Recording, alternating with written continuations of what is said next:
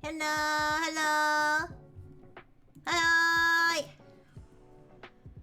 Hi, everybody. Hi, Jay. Hi, Twitter Ponies. Hi, Lexi. Hello, hello, hello. Good morning, you guys. It's Saturday. We made it. We made it. And yes, I did do tech chat. I did all the slides. Yay. I'm kind of tired, but it's okay.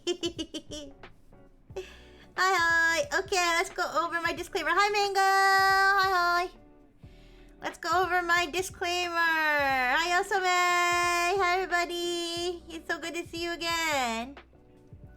Okay, disclaimer, disclaimer, disclaimer. I thought I was gonna burp, but I didn't. Hi, Vape Nation. Hi, hi. Disclaimer, I may burp at any time during the stream, and there's nothing you can do about it. Disclaimer, I am not a technology, IT, cybersecurity expert. Hi, Donald Day. Hi, hi. Yes, I'm not an expert. I'm not an expert. And I like to read about and discuss tech topics for fun. No, you didn't miss anything. I just got here. So no, don't worry. You didn't miss anything. Also, this is not intended to cover the most important tech topics, just what I find interesting. There are a lot of important tech topics I'm not covering this week. I'm sorry. Well, we could talk about the Anthropic, ChatGPT, Pentagon, Department of War, stuff, but I don't have a slide for it, okay? I don't have a slide for it. We could talk about it at the end. You can bring it up. It's okay. But, well, I talk about AI toys. What AI toys? I talked about AI toys on a tech chat before. But is there a specific one that you wanted to talk about? Oh my goodness, 50 stream streak! Let's go, Mango! Thank you so much! Wow, 50 days, that's so long! That's halfway to 100. Thank you, Mango! I'm so happy to have you. Hi, Melamadura! Hi! Okay, first topic! Oh my gosh, age verification again. Don't worry, we won't talk about it that much, but I want to bring this up. So this isn't actually Curio, is that we could talk about that maybe at the end at when we have the free time. We could talk about whatever that is. I don't know if I know that one. I don't know if that was one of the ones I talked about before. But anyways, age verification. So this actually isn't new. This law was passed in October, but. And Pokemon too, yeah, we could talk about Pokemon at the end. Yeah, we could definitely. I don't have a slide for the Pokemon stuff because I don't usually cover just like specifically gaming stuff unless it's like, you know, some interesting hardware or like some crazy new thing. But we could definitely talk about Pokemon at the end if you want. Okay, yeah, so these laws, well, at least the California one was passed in October, but it's getting more news because of everything, all the bullshit going on with Discord and stuff. And also because it's going to be enforced coming up. So it's not enforced yet, but it's going to be enforced coming up in 2027. And I saw this was something that happened just this week, which is that a creator of a calculator firmware called DB48X. Okay, this is a firmware that you put on your calculator, okay, to make the calculator work. I don't know, whatever. So to run a calculator. They have to put a legal disclaimer that says you can't use the calculator firmware in California because it does not have any age verification on it. Let me explain. There is a law in California and a very similar law in Colorado that were both passed that says that any operating system,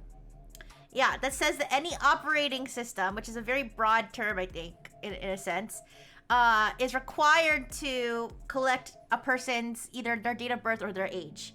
So something to indicate their age. Now, this is completely a self-reported age. This doesn't include like face scan, ID, anything like that. This is just, it requires the operating systems to ask the person to input an age or date of birth. I know, it's stupid. It is very stupid. So no spying. I mean, it's still sort of almost like an invasion of privacy thing because it's like, why do you need to know? But I mean, in their eyes, they need to know because the idea is that the operating system needs to have like the person's age attached to it so that applications can request that from the operating system, which it seems very unnecessary, but that is what they want apparently. Hi, Blum Blue. Hi. They just banned 30% of all TI calculators. Wait, really? Like, why? Why? Or are you talking about because of this? I don't know. This is just the one that I saw, but basically, yeah, so it basically requires any operating system to collect the person's age. Of course, the person can lie, so it doesn't even, or like, okay, here's the thing. A person can lie. The computer could be a family computer, and so it's gonna have the parents' age on it, and the kids are gonna be on it anyway. Like, this is just a completely pointless thing, in my opinion.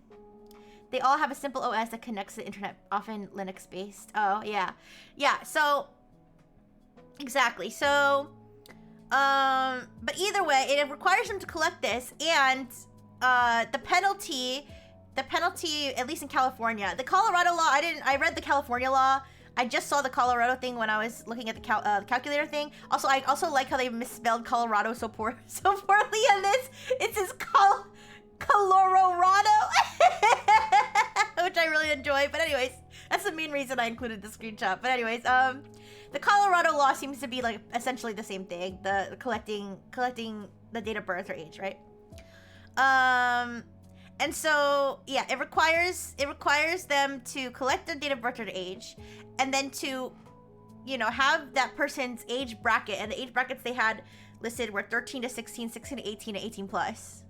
And under, sorry. Under 13, 13 to 16, 16 to 18, and then 18 plus. And then they have to be able to give that age bracket to any application that requests it from the operating system. Those are like the rules, okay?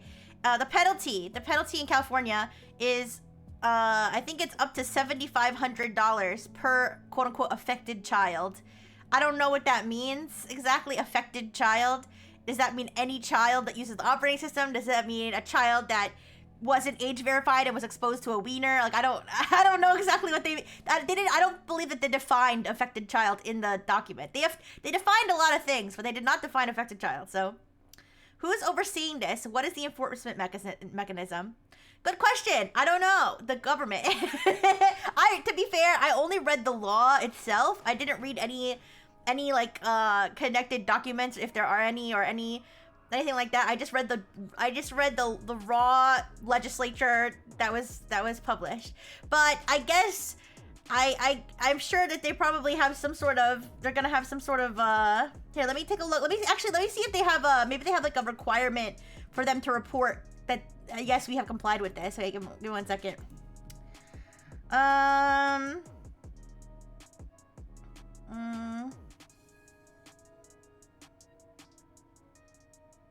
I don't see anything that says, I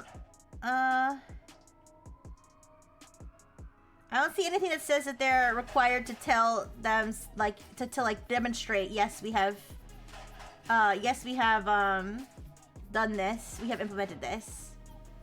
But either way, it creates a legal obligation. In terms of whether somebody's gonna be sitting around monitoring it, I don't know.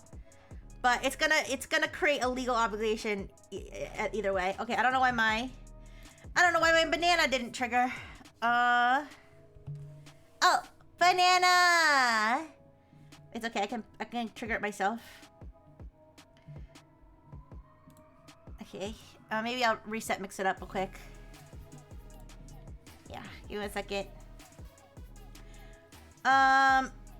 But either way, obviously, this seems dumb. This kind of seems like it was made by people who don't understand operating systems, because first of all, they use the word account like in the creation of an account, but not every operating system requires you to create an account. Okay, so that's dumb.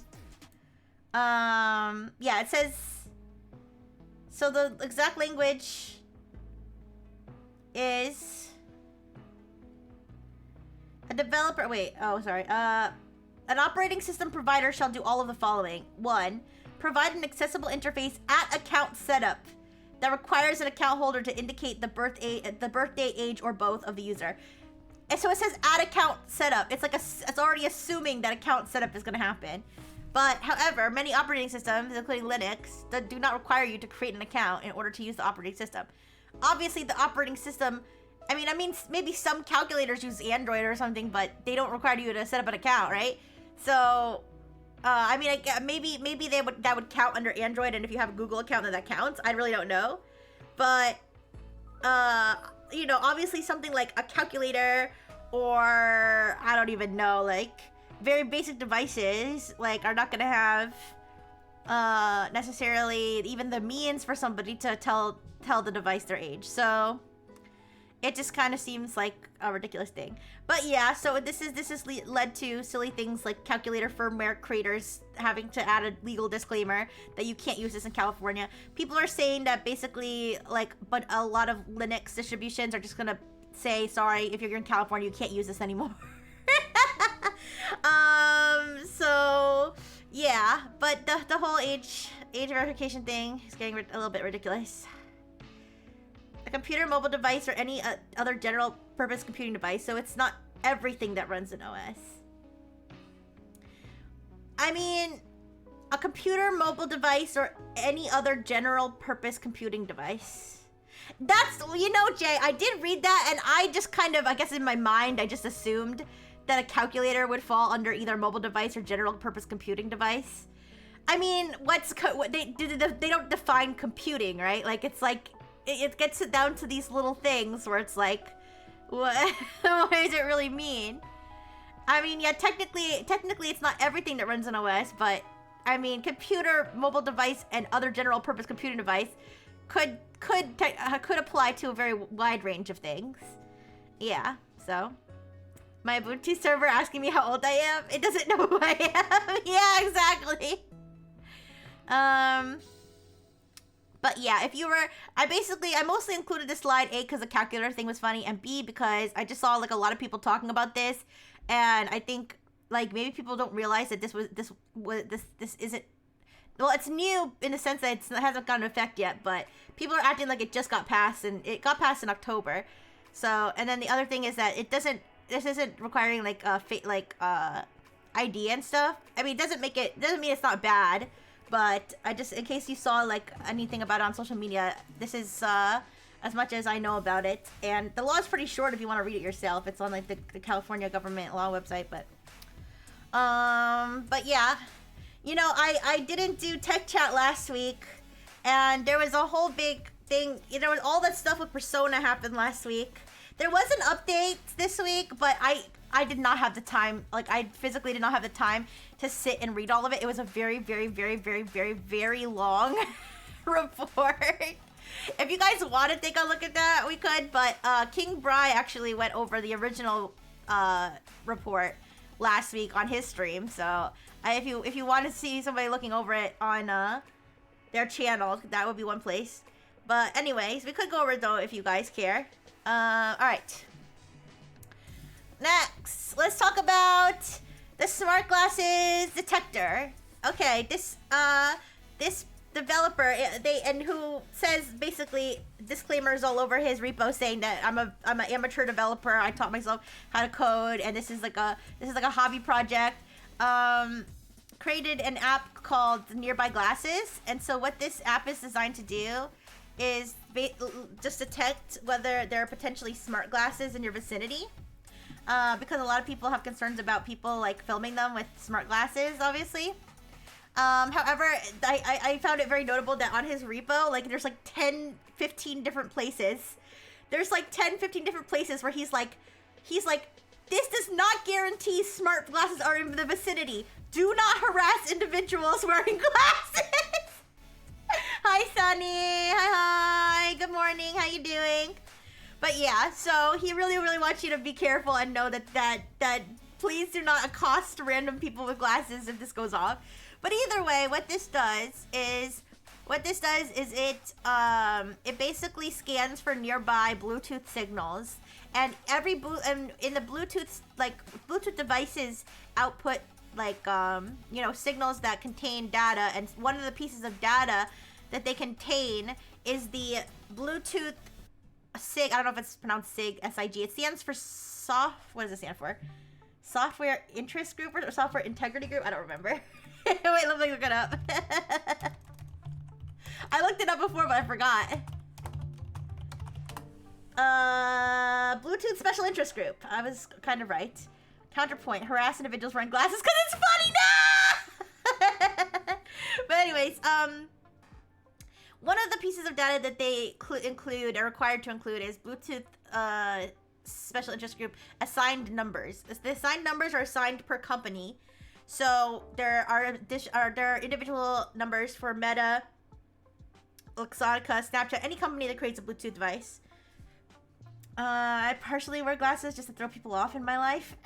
It wouldn't affect me, as I do not need glasses. I don't think I would assume this wouldn't affect most people who wear glasses. I think this was just the person being extremely cautious to say, hey, just because this thing detects glasses nearby doesn't mean that you can then like go, confront people, I guess. But yeah, so it's detecting the company identification number from any nearby Bluetooth devices, and if it detects one of the companies that makes smart glasses, right now I believe that it only includes Meta, so the Meta glasses. Luxottica also makes Meta glasses, so their like ID number will also be in some of the devices, and Snapchat, which has its own smart glasses. So those are the three that's tracking, and it he goes over what that that DBM means. Let me pull up the thing so I can read it to you guys. The DBM, I don't know what DBM stands for. Maybe he says it. I don't know exactly what DBM stands for, but this refers to the signal strength, RSSI, received signal strength indication. So he said that the app will detect anything within negative 75 dBm, which is approximately 10 to 15 meters in an open space or 3 to 10 meters indoors. So this is designed to be like really like within your vicinity, and it will tell you how close the glasses are when it goes off. So if, for example, so this one in the screenshot says negative 70, which would be approximately 3 to 10 meters. So if it says like 60, it would be between 1 and 3 meters. So you can kind of gauge like how close the glasses are to you, which I think is also why he's like, if somebody gets one of these and they think it's like 3 meters away from them and they see a person with glasses nearby, he doesn't want them to like then like accost that person, like thinking that person is the one with the glasses on. Now, he does know also that there is the possibility of false positives due to the fact that Meta does have at least one other Bluetooth product, which would be their VR headsets. Now, of course, it says, for example, if you were outdoors out in the open and you get this notification and you don't see anybody wearing a VR headset nearby, it's most likely that it is a smart glasses that it's detecting. However, if you're like, for example, like walking past an apartment building, okay, or you're in your own apartment building or something, and this goes off, it is possible that it could be a VR headset instead. So, you know, exercise caution with it. But the app is available on the Google Play Store as an Android app, and he also made it open source on GitHub. So you can actually just, if you're smart at like sideloading things, you can just get it like directly from GitHub. What if I want a reason to harass Red? Why are you? Hey, why? That's 2 people now saying mean things about people with glasses. But you guys like it when I wear glasses, right? You guys like it when I wear glasses. You wouldn't harass me. Okay, wait. I'll fix that. Or were you trying to take them off, 200 ponies? Do you want them off or on? Yeah, showers with clothes on. Lexi, what are you? Are you that nervous about people recording it with the glasses? Can you repeat that about GitHub? Oh, so on GitHub, sorry, let me drink a little more water. He put the code for the app on GitHub. He put the code on, okay, good. He put the code for the app on GitHub. So basically, if you understand how to sideload means basically putting an application on your Android phone without directly installing it from the Google Play Store. So if you understand how to sideload an app onto your Android device, then you can just get it directly from GitHub. You can get the code. Yeah, obviously it's easier for dumb people like me who don't know how to do stuff like that, if I had an Android, which I don't, to just download it from the App Store. But the robots bring smart glasses. No, they're not smart glasses. They're not smart glasses. But anyways, but yeah, I did look at the App Store listing, and I noticed it only had like 3 stars, but like a lot of reviews. So I kind of looked at the reviews, and there's a lot of 1-star reviews saying that it doesn't work on like the Pixel phone or something. So I don't know. I guess like I said, he did say he was an amateur developer, like self-taught amateur developer who just like doesn't have a career in development. He was just doing it like as a hobby. So you know, I'm sure the app's not perfect in terms of its like, you know, implementation, but it still seems like an interesting project. Small fact: Hispanics do that all the time. That's how we pirate. Okay, wait. Why are you sharing the trade secret? So hold on. Anyways. Also, I'm pretty sure other people do that other than Hispanics, but okay. Anyways, moving on. Alright, let's talk about the Burger King AI. I think you guys might have heard about this. Burger King is going to be launching an AI called Patty. Very cute, you guys. Very cute. Patty, like, you know, like a burger patty, but also a woman's name. Honestly, Patty sounds exactly like the type of person who would work as like a manager at Burger King. The Clanker Burgers. Not the Clanker Burgers. 1 second. Let me turn off my notifications. I always forget to do that. Okay. You guys, did you guys see the news that apparently this entire time I could have been using VTube Studio in horizontal mode instead of complaining that my phone was covering my screen? However, I'm not doing it right now because I tried to do it and for some reason I was like looking up all the time, so I have to figure out how to calibrate it properly. But anyways, the future is micro apps from hobby devs that only work on Samsung S series because they only tested it on their current phone. Yeah. Anyways, because I have frontal camera sensors are rectangles and not squares. Yeah, I mean, basically, yeah, in terms of VTube Studio, I guess I wasn't suffering alone because there's always a piece of my monitor that's missing. And so sometimes when I'm like playing a game, or even when I'm just reading something on screen, you guys will see me like go like this. Cause I'm like, I'm trying to read around my phone. Or you'll hear this scraping sound of me moving my phone holder. But apparently I could have been holding it horizontal the whole time, which would mostly make it not cover my monitor. However, like I said, I'll have to figure out how to calibrate it properly because I'm sure there's a way to do it like where it won't do that. But when I first tried to do calibrate it right before the collab yesterday, I was like looking in like the wrong direction. So I'll figure it out later. But anyways, let's talk about Patty. So this is an AI. It is driven by ChatGPT. So it is not, Burger King didn't make their own AI. Okay, they're not eating up all the RAM, but they do have a contract with OpenAI for this, and it will be available through employees' headsets. So employees who are wearing headsets, they will be able to hear the AI and talk to the AI. Now, the main headline that everybody saw, rightfully, I think, because this is like a little crazy, is that it will monitor like employees' interaction with customers and listen for keywords that indicate hospitality, such as "Welcome to Burger King," "Please" and "Thank you." Now, which sounds very dystopian. Now, Burger King claims that this is only for coaching purposes, and that they're not listening to Susan's headset and they're gonna explode the headset if she didn't say "thank you" like 15 times or something. Okay, they're basically saying that this is just, it's like per store, like they'll say like, you know, your employees, you know, say thank you a lot, or your employees don't say thank you a lot, like, and then I guess it's supposed to be for managers to like coach their employees on hospitality or something. But I will say, I think it goes to show how out of touch like these big companies are. The fact that they would openly say this and think that this is like something people would like. the fact, like, if it like they could have just not told people that this was something they were doing, right?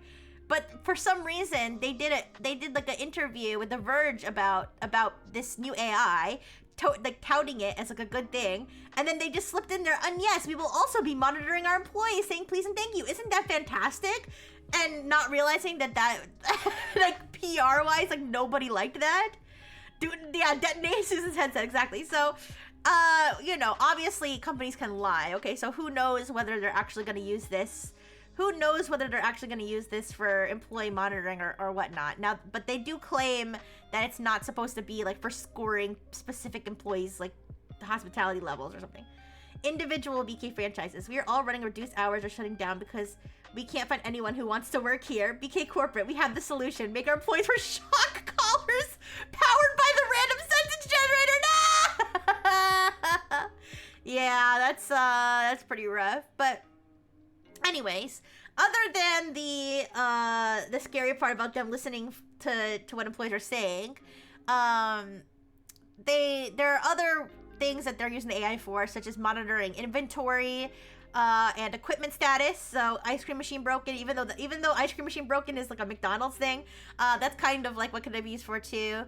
and as well as employees can ask it how to make certain foods, such as how many bacon strips do I put on a bacon burger was one of the examples they gave, or how do I clean the ice cream machine, or like something like that. So that's kind of interesting. But yeah, that is the deal with the Burger King AI. I mean, I don't know, does Burger King really need AI? I will say one thing is Burger King said that they're still kind of wary about using the AI drive-thrus, because they said they don't believe the consumers are ready for the AI drive-thrus. I think what that means is they're not ready for for customers to go order 100 waters like through the AI drive-thru. These people are completely detached from the general public in their opinion. Yeah, basically.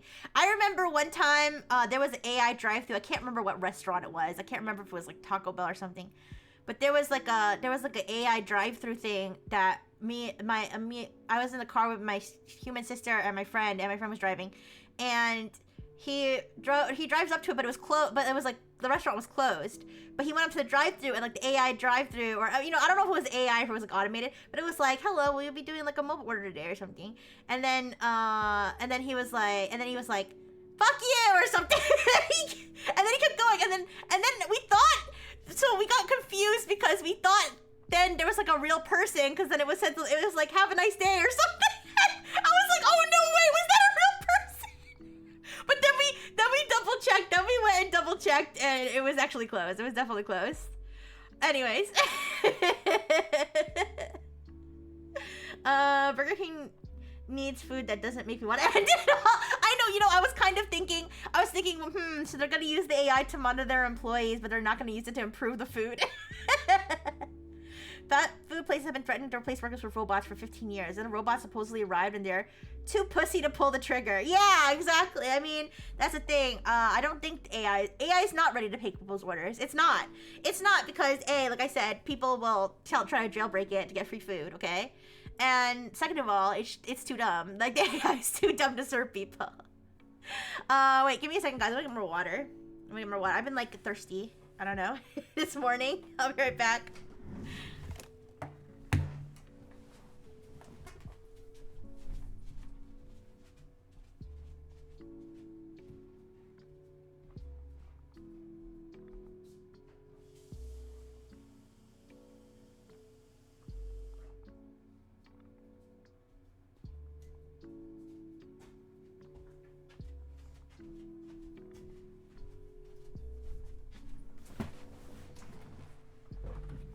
Okay, I'm back.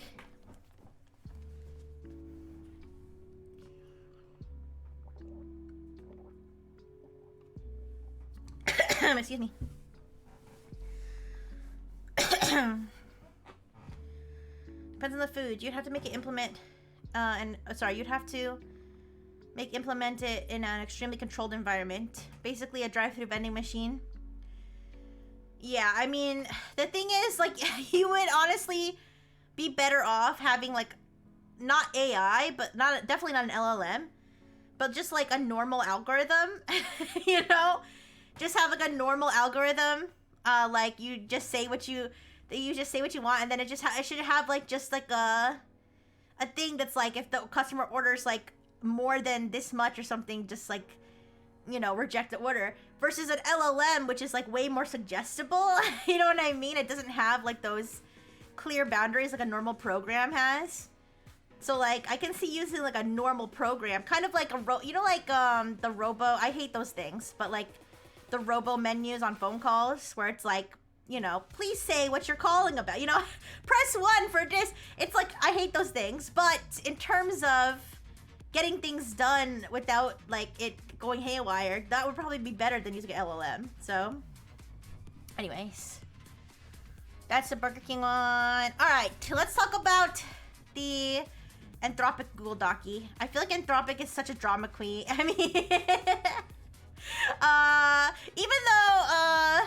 even though there's bigger Anthropic news happening recently, and in terms of my stance on that, I might have a different stance, but in terms of my stance on this, I mean, I mean, Anthropic's probably right on this, but I don't know. I feel like every time Anthropic posts one of these dramatic blog posts, like people are doing bad things with AI, and this is threatening the future of ethical human AI or whatever the fuck they're talking about. Wait, Rixie, did you see the video with the robocall menu that speaks in in Spanish? No. I think you need to send me that so we can watch it. But anyways, please don't take my comments about Anthropic in this instance to be related to how I feel about Anthropic with the bigger stuff that's going on. But in terms of Anthropic in general, like I just feel I mean, listen, I've said this before. Anthropic lost me when they said they think Claude might have feelings. Like they just lost they just lost me with that. So I do make fun of them. But yeah, this is what wasn't DeepSeek created by harvesting ChatGPT outputs? Now, I think that was a claim, but apparently Anthropic is claiming they have evidence. Anthropic is claiming they have evidence that DeepSeek, Moonshot, which makes the Kimi models, and Minimax are distilling basically their AI to enhance their AIs. And what distillation is basically training the model on the other model's output. So, excuse me. So they will, like, you know, ask Claude, like, answer this question and tell me your exact chain of reasoning and stuff like that, or like very specific questions with the goal of taking those outputs and training the other model to basically be like respond how this model responded. And so now distillation is something that companies will do on their own. Like if they have a model and they want to make another model, sometimes they will train a new model on their old model, because it ends up costing less and, you know, just taking up less resources to do it that way. But when one company is distilling another company's model, then that's considered to be like theft in a way, or against terms of service, obviously. Now they say that allegedly, in terms of the amount of exchanges or interactions with AI that each company had done in this distillation campaign, they said 150,000 for DeepSeek, which doesn't seem like enough to train a model on, but who knows? DeepSeek like claimed that they like trained a model using like the RAM of a potato or something, so I don't know. Maybe they can do it that way. Moonshot, they said, had 3.4 million, and Minimax 13 million. I barely even heard of Minimax. I think I used Minimax once because I had just like, it was on like some benchmark that we did, and I was like, never heard of this, let's try it. So now, Anthropic doesn't even allow Chinese companies to use Claude. I don't even think they allow people from the geography of mainland China to use Claude. Like, I think they have it blocked or something. But they said that the company who uses Claude, like really, really pretentious AI nerds. Also, people who code, because allegedly, Claude is like the best one for coding. So I know a lot of people code with Claude. That's like what it's mainly used for. I don't think a lot of people use Claude for like general chat purposes. I think that's more of a ChatGPT thing. 150,000 can be plenty for specific purposes. Oh, I guess maybe. I was thinking for a full model, but yeah, I mean 150, when you think about like 150 back and forths, I guess that is a lot. But when I think about training an AI model, like I think that's like always like a huge amount of data. But anyways, yeah, but they claim that they use like proxies. They had other companies that had access to Claude basically sell that access back to like these Chinese companies. So from Anthropic's end, it might look like the other companies using it, but really it's okay. Thank you, Matherius. But really, it's DeepSeek or Moonshot or Minimax. And they say in their blog post like how they figured this all out, but like I don't know if I really care. I just thought it was interesting that they claim that this is how the AIs are, these three companies are training their models. So if any of these three companies, DeepSeek, Moonshot, Minimax, come out with a new model, we'll have to see if it seems like it's a distilled version of Claude. But yeah, I know I'm going through my slides pretty fast today, but it's okay because we have other activities. We have some demo stuff I want to do, so it's actually better that we go through the slides a little faster. Plus, I'd love to talk about anything else that you guys wanted to talk about. All right, I think we're going right into the cybersecurity update. That is Oh no. Don't cry, little banana. Oh god. Oh, okay, now there's a timer on my screen. Alright, anyways. Do I make your banana cry sometimes? Anyways. Alright, it looks like we may have a new gig for Dark Mode Rixie, as it seems that the cybercrime conglomerate Scattered Lapsus Hunters is recruiting women specifically to conduct a voice phishing calls. So basically, what you see on your screen is a Telegram announcement by Scattered Lapsus Hunters, and I'll read it word for word. It says, if you are a female and want to make some money via calling for us, hit up at SLSH support. You will be asked a series of questions before you are accepted. Thanks. Send us a voice message to start off saying, hi, I want to work. No weird shit. We will provide you with a script of what to say to the help desk, and that's all. You will be paid upfront per call, $500 to $1,000, depending on your success and hit rate. Yeah, so basically what they want is they want to hire women, presumably women with feminine, girly voices, okay, to do their phishing attacks, voice phishing. And essentially what they do is they target IT help desks who are in charge of a female. Yeah, if you are a female. Anyways, basically they impersonate employees, and they call the IT help desk and they're like, I forgot my username and password, can you help me? And they have the employee, they social engineer the employee into resetting the password on their behalf, so then they have access to the employee's account. So that is what their MO is. And what the researchers at Dataminer, who are the ones who flagged this announcement, what they say is they think that the reason they're specifically looking for women is to kind of subvert the typical expectation. Because here's the thing, Scattered Lapsus Hunters is a very, very well-known threat group and their tactics are very well documented. And so there is a distinct possibility that, you know, IT help desks might be assuming, okay, if somebody is calling and they sound like maybe perhaps a Russian man, that it might possibly be one of these individuals. I mean, okay, to be fair, Scattered Lapsus Hunters is actually not, I don't know if they're known to be Russia-based, actually, to be fair. I know for a fact that so if you don't know, Scattered Lapsus Hunters is a combination of Scattered Spider, Lapsus, and Shiny Hunters. Those are three different hacking, like cybercrime groups that all like fuse together, like a Dragon Ball Z transformation, okay, or a what do you call it? Or like a Power Rangers, like like a mech, combined together. And I know Scattered Spider and Shiny Hunters, I think, are not Russian. I don't know about Lapsus. I think they have people like all over North America and Europe too. So either way, but the thing is, I think most of the time, you know, people stereotype that somebody who's one of these threat actors is going to be male. So they're thinking, oh, if it's like a female voice, you know, then they're going to be less suspicious, I think is the idea.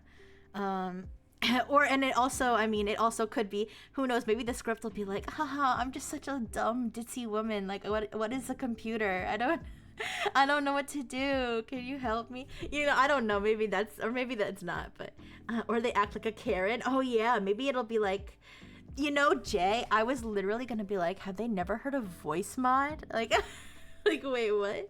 Have they not heard of voice mod? Yeah, I don't know.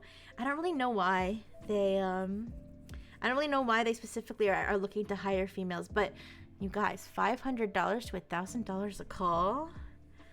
I don't know. It's so easy to clone voices. Yeah, I mean, that's a good point. I don't know why they don't just use like something like voice mod or something. But apparently they're looking to hire females. $500 to 1,000 ladies. All right, so just look up. No, I'm kidding. I don't condone this. I do not condone phishing or anything. But that's a good question. I do not know why they don't just use an AI voice. But anyways, that was just a cute little one there. Honorable job creators in the IT scam industry. I know, I was gonna be like, wow, how progressive, making sure to hire women. Wait, can we submit AI voices to? Yeah, that's. I was thinking that too. I was like, there's no way that they post this and they didn't get like a bunch of AI voices or a bunch of, voice mod voices or whatever. Also, I like how it says no weird shit. Like someone's gonna send them a voice note like, hey, daddy. Hi, hacker daddy. I can't wait to be in your payroll. Anyways, but yeah, that's kind of a funny one. All right, I need to talk about the vacuum guy. All right, I just want to say this guy did this, and now his entire personality is vacuums. His whole Twitter account now is all vacuums. There's like companies sending him vacuums. This is like so weird. So this individual, Sammy Asdufal, I apologize if I mispronounced the name. Sammy Asdofal. What he did was he bought one of these DJI Romo vacuums. I've never heard of this type of vacuum before. This is a robot vacuum. It's like a smart vacuum. It has a camera, and it's like a Roomba, like rides around your house and cleans your floors. Hello, Poppy Pewter Man. Anyways, they probably got a voicemail of a guy shitting. That would be pretty funny. Anyway, so he bought one of these DJI smart vacuums, and he was like, it would be so cool if I could control this thing with my PS5 controller, as one does. And so he's like an AI guy. He I guess works as an AI strategist for some company. But either way, he decided to use Claude to reverse engineer the API for his vacuum. I guess whatever would help him to be able to control it using his controller of choice. And when he did so, he retrieved an authentication token to access his vacuum's API. I don't know exactly what the technical details of it, but ultimately what he found out was that the authentication token for his vacuum turned out to work for every vacuum in the world of this company. Okay, so he submit, I don't know, like I said, I'm not exactly sure how it worked, but this was like completely inadvertent, where he like tried to use this authentication token and he got responses from like every single vacuum. So he was like, holy shit. Now, instead of, just reporting to the company, he decided to then, obviously he poked around a little bit and was like, wait a second, what can I do with all these vacuums? Turns out that he could not only control the vacuums, he could also see through the vacuum's cameras. So he actually was able to see people like walking around the inside of people's houses, which is pretty terrifying. He then created, I'm only assuming that he possibly may have vibe coded this just because it seems like he's fond of using, Claude and stuff, or, either way, he created this app, not an app that he published. This is just something that he used on his own. And he like shared with some other researchers, but he created a thing that could map the global fleet of vacuums based on their IP addresses. So there's like a map of the globe that has like, almost like a heat map of how many vacuums are like on each continent across the world. And he also was able to create floor plans based of people's houses or rooms based on the path of the vacuum. So there was a certain like data point that he was able to extract of like the vacuum's route around the room, and then convert that into a visual floor plan, which is pretty crazy. And he could do that for every vacuum, like every DJI Romo vacuum in the world, without like needing anything else except for that one authentication token for his own vacuum. DJI is a big company. How could they mess up security this badly? I don't know. But either way, yeah, so essentially what the issue was that the token that was meant to be for his own vacuum, it worked for all the other vacuums. And the thing, it wasn't that all the vacuums had the same token. It was that the vacuum would accept any token that was a valid DJI Romo token would work, even if it wasn't the token for that vacuum, which is kind of strange. But either way, so he played around with this for a while. He did report it to DJI Romo, and they eventually did fix it. So now he no longer has access to every vacuum. However, after this, like I said, bro like went full steam. I'm the vacuum guy. He's now receiving, like, like I said, free vacuums, and he changed his profile picture to what I assume to be an AI generated image of vacuum. I'm not 100% sure. Apparently, he also put OpenClaw on his vacuum. I don't know. They love cutting corners. What do you think cuts more corners, the big companies or the robo vacuums? They're vacuuming the corner. Anyway, sorry. But yeah, this just goes to show, like, some companies really just, there's one bad misconfiguration. And suddenly someone has access to every product in your fleet. Like bad shit can happen. So you know, we would hope that they would keep things a little tighter, but apparently not.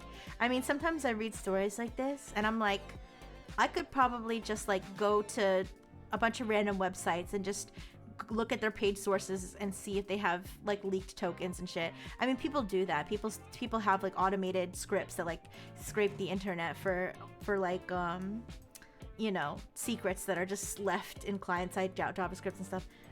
I mean, this isn't about that, but it's just in general, like, there's, like, these little, like, seemingly obvious security flaws that are just out there. I think the next story might be related to that. Yes. So this is something that was recently uncovered, which is that the introduction of Google Gemini inadvertently retroactively turned Google Cloud API keys, which used to be completely benign, not considered to be secrets that you should hide, into secrets that you should hide, meaning that websites that had Google use code PEN15 to control every Cybertruck. That certainly would be interesting. But anyways, yeah. So Google Gemini, Google Cloud API keys used to not be considered secrets. So a secret would be something, obviously, you want to keep to yourself. You don't want everyone to know your, certain keys and stuff. However, Google Cloud API keys, they were considered to be fine to just have, for example, in a GitHub repo or on a client-side JavaScript on a web page, because they didn't really give anybody access to anything sensitive. Like, you couldn't do much with it with somebody else's it's kind of like somebody else's username. Like, someone else's username is not a secret because you can't really do much with it. I mean, yes, you could have if you were able to pair it with a password, sure, but it's not really, it's pretty benign.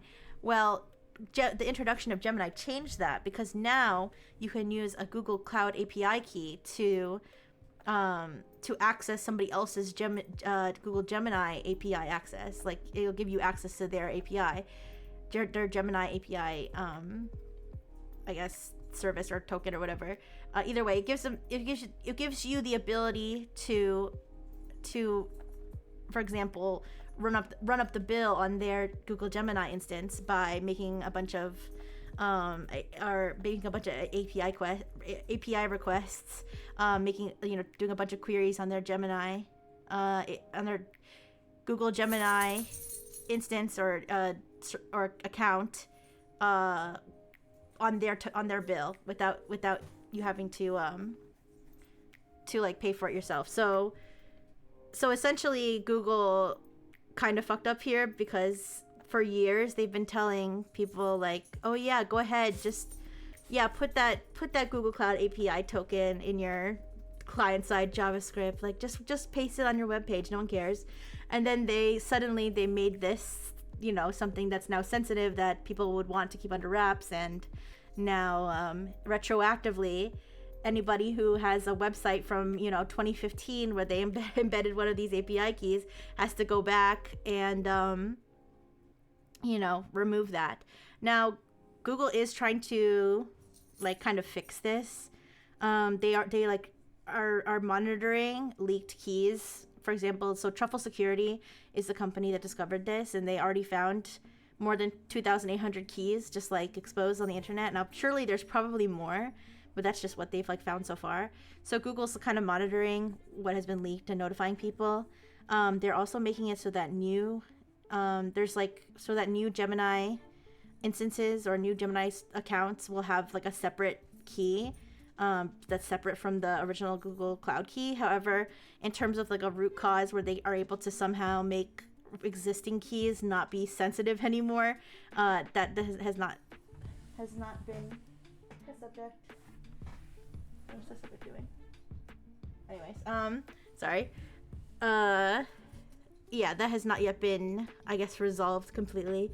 So it's basically on the people who have their Google Cloud API keys floating out there to fix the issue by removing them. Or now the good thing is that if you don't have a Google Gemini, like if you're not paying for Google Gemini API access, then this doesn't really affect you because you don't have that service to be accessed. However, if you do, then that's where it's an issue. And obviously across any larger organization, it'd probably be more of an issue because they're probably using a bunch of Google services that they may not even be aware of where all their keys are. All right, and then this is the last slide. OpenClaw. So there was a OpenClaw vulnerability report that came out about how essentially just by visiting a website you could get your OpenClaw agent hacked, and this is because I guess so. Oh, and any website sorry, the subject's acting up. Any website is able to connect to the local host. Now this isn't like necessarily this isn't a vulnerability. This is like normal behavior that they can connect to the local host, because it's like because any like sensitive service or something, they still need to like authenticate to. I don't exactly know how it all works, but this is just my basic understanding. The fact that they can connect is not the vulnerability, it's the next part, which is the no rate limit. So in this type of attack, basically a website would have JavaScript code that would connect to localhost via OpenClaw's WebSocket port, and because this WebSocket like gateway doesn't have a rate limit on password attempts from localhost, they basically could brute force your OpenClaw password. I know some people that will sometimes visit a website, so I can see the issue. Exactly. I know that I say like a lot of times, like usually like, for example, just reading an email or just visiting a website will rarely cause your computer to be hacked, but it's not impossible. It's not impossible. So in this case, they would connect to the gateway from localhost, or they would connect to the OpenClaw WebSocket port. They would connect to localhost from that port, but then when they're trying to authenticate it, from OpenClaw's perspective, the origin is coming from localhost. So OpenClaw basically trusts localhost. So in this case, OpenClaw is not like technically connected to the internet. It's bound to your local system. So from its perspective, your local system is trying to authenticate, but because the browser is connected to the WebSocket, then it's like kind of going through the local. Like I said, I'm not an expert, so I don't know. I did my best to try to understand this when I was reading it, but either way, the point is ultimately the JavaScript code that's on a web page can be used as a script to brute force the password of your OpenClaw gateway. Now, of course, if your password is particularly strong, it might be more difficult for them to brute force it. However, if someone can, slam it with thousands of requests per minute, they may eventually be able to use like every possible combination for a certain amount of character length and eventually get in, right? Without you potentially even noticing. So after it is able to authenticate, it can then register a device, and because that device is also being registered from the local host origin, it doesn't even prompt for like any sort of user approval. It just does it automatically. And once they do that, then they're able to kind of hijack the OpenClaw agent. So yep, and this has been fixed. So basically, if you like use OpenClaw and you update it, then this isn't a problem anymore.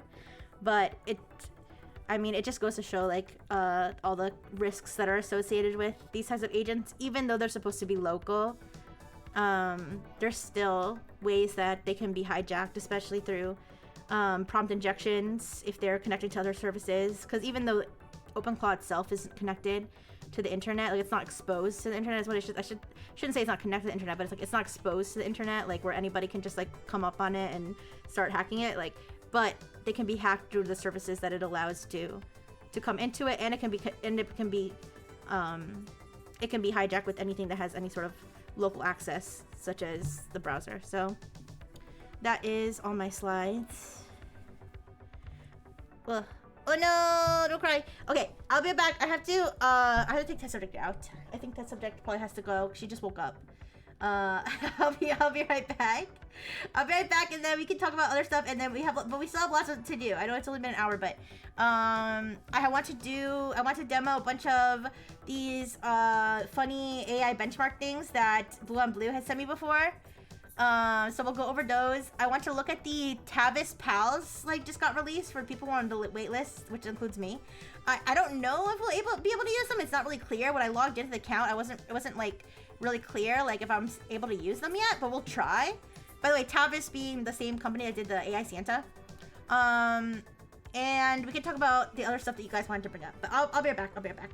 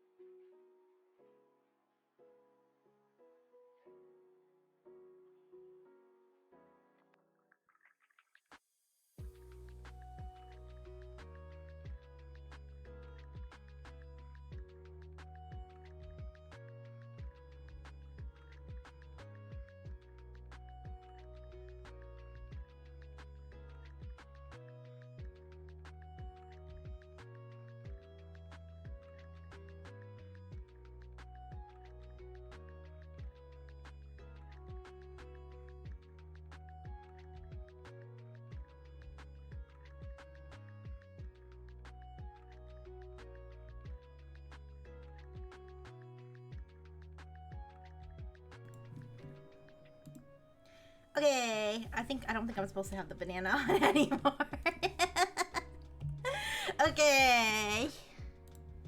So, let me think. I know that Dono Thing had mentioned something about an AI toy called Curio.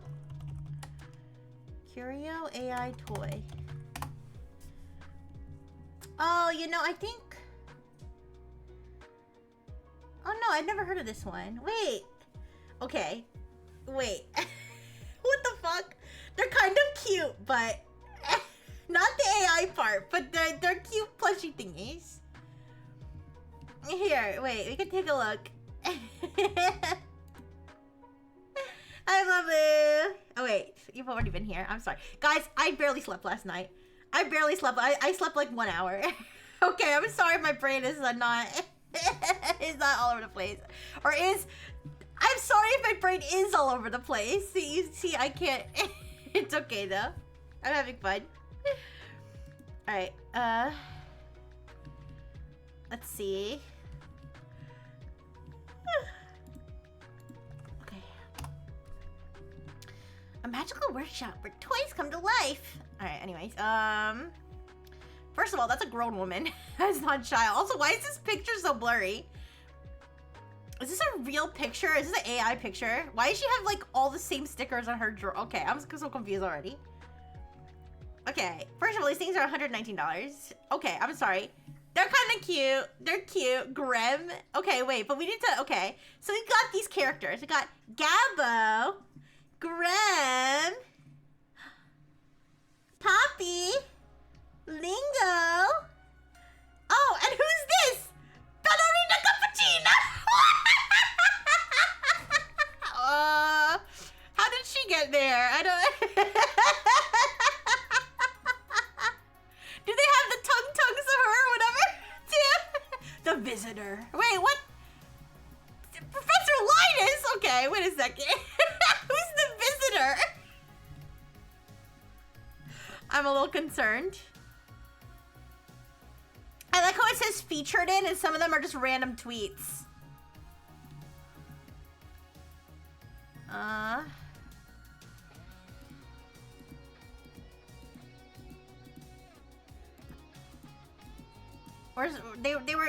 They were quoting people's tweets. Yeah, take my...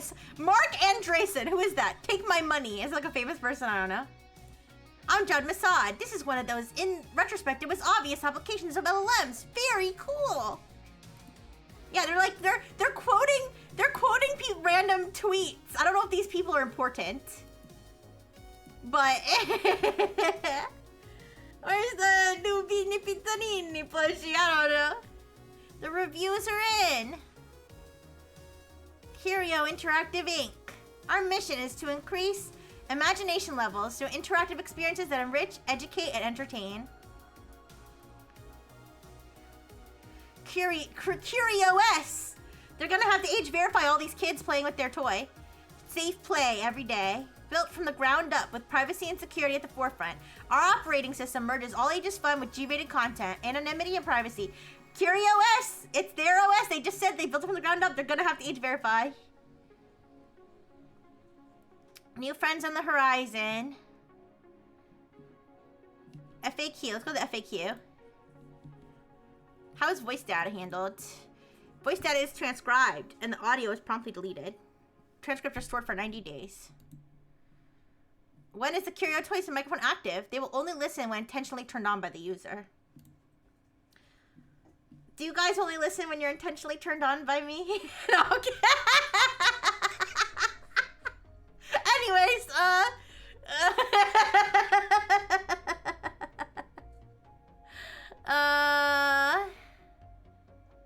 like how all these are like, is it listening to me? Is my data safe? What age group? What age group? Hi, Souffle! Hi! What age group are Curio Toys designed for? Curio Toys are primarily designed for children aged 3 to 12. However, some of the Curio characters are made specifically for older children or teens, such as Professor Linus! Wait! See individual character pages for details. I kind of want to look at the characters. Are Curio Toys safe for young children? Children's safety is our top priority. Okay. kind of want to look at the different characters now. Like what makes Professor Linus like specifically geared toward teens? Hello, I'm Professor. Hi, friend. I'm Professor Linus, a Wait. wise banana slug who loves Yeah, let me turn off the taking music, life or slow turn- and noticing all the magical things others might miss. Let's wander together, learn about the world, and enjoy every twist and turn in our adventures. That's not what I pictured that slug sounding like. Alright, the banana slug that can talk. Hi, friend. I'm Professor. Okay, I think he already just read that, right?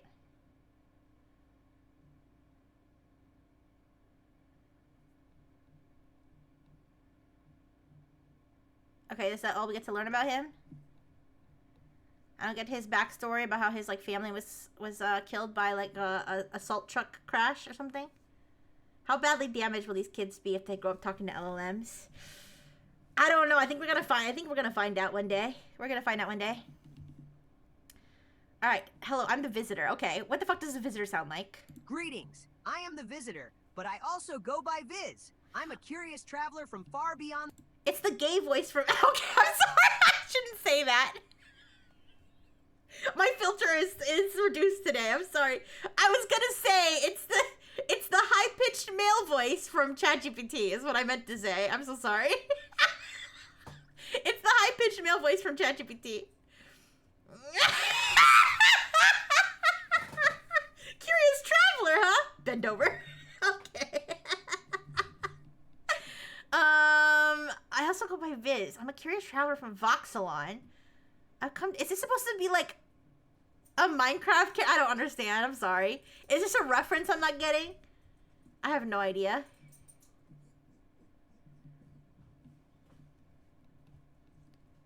Okay. I'll look at like one other character. They don't really give you much backstory on I thought there was gonna be more backstory. Alright, let's look at like one of the like animal ones. Poppy. Oh wait, no, okay, wait. Let me look at Ballerina Cappuccina. Hi there. I'm Ballerina Cappuccina, a twirling, giggling swirl of energy. She doesn't have an Italian accent. My disappointment is immeasurable. My day is ruined. She doesn't. I know the visitor is such a foreboding name for a kid's toy. She doesn't have an Italian accent. This is cultural appropriation. I don't know. Maybe it'd be worse if she had an Italian accent. All right, what about Graham? Voice and whoa, rewind. Voice and design by Grimes. What is happening? What? Right, we had an entire generation grow up with lead in their drinking water. True. She neon on my Genesis toy Evangelion. Okay, so this is Grimes' voice? Hello, friend. I'm Graham, the warm heart and wandering wisdom of Curio. I've spent ages exploring its hidden corners, I kind of like that voice, actually. and secret stories, and To be now fair. I get to share them with you. I like how it sounds like a and little Brock. alien. Take my hand and let's uncover the magic woven in. Obviously, her voice has been altered, right? Is that what Grimes sound like? I gotta be honest. I barely know who Grimes is. I just know she's like a celebrity, right? And she used to be married to Elon Musk. I don't know.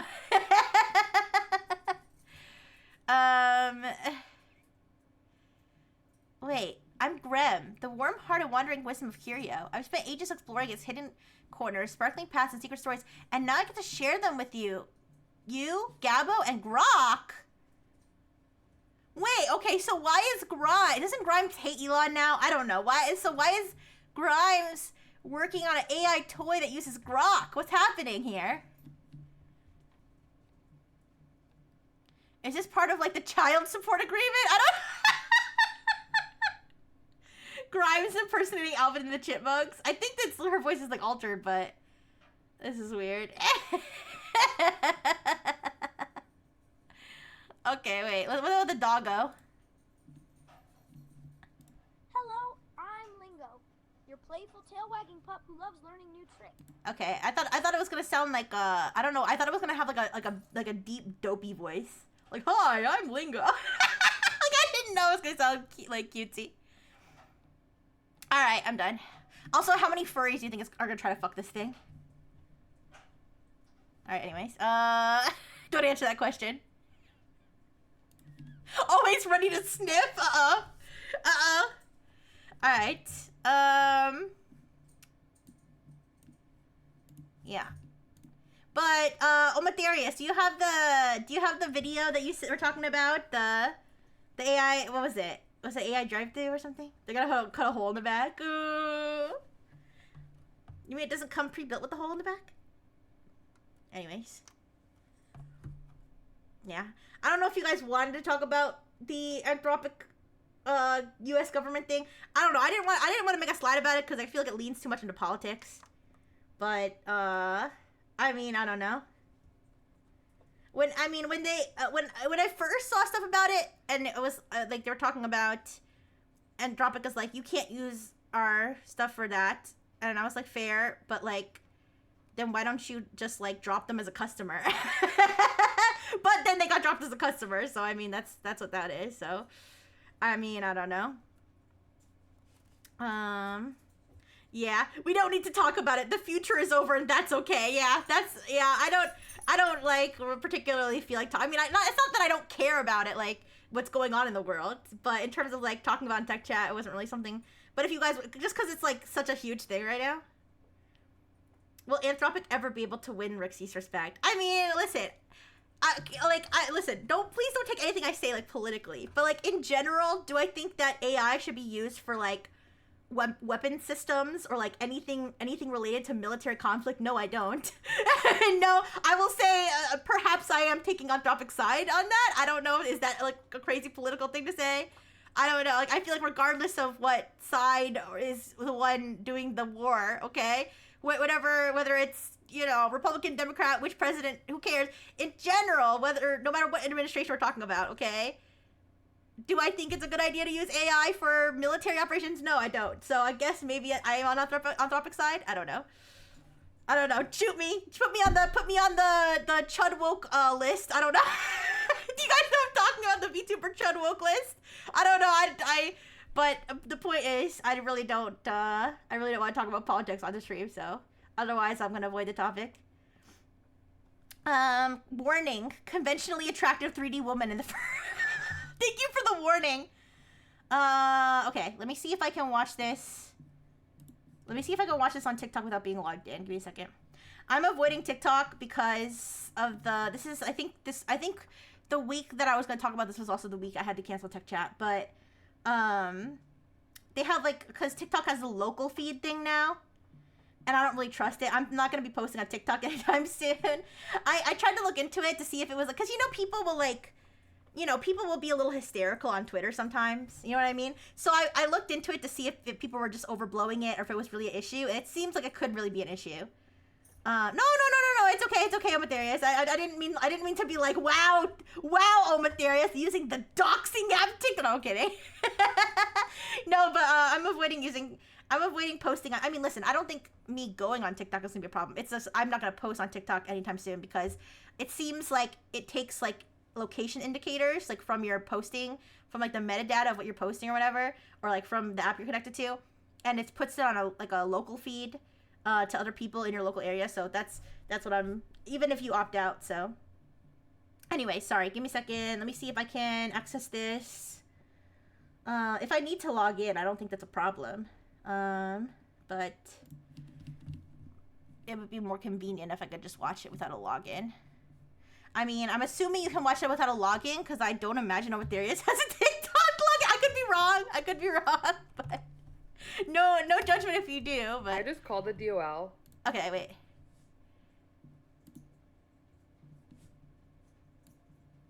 The Department of Labor? Oh. I'm so Omatherius, my guy. I'm so brain rotted. When you said conventionally attractive 3D woman, I thought you meant a 3D model. Oh god, I didn't know there was gonna be a flesh woman. Oh, sweet Neptune. Oh, my heart, it can't take it. How could you? No, I'm kidding. I'm not even joking. I literally thought you meant like a 3D animated woman. I'm so serious. No.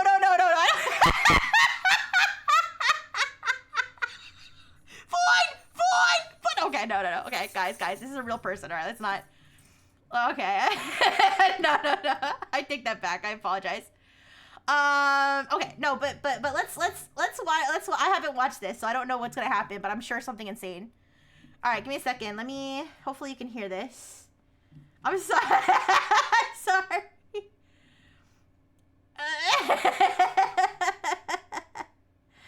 Wait, the night in the woods TikTok thing was also crazy. Wait, what? TikTok thing was. Wait, what happened? I don't know. Anyways, okay. So let me see if I can show this.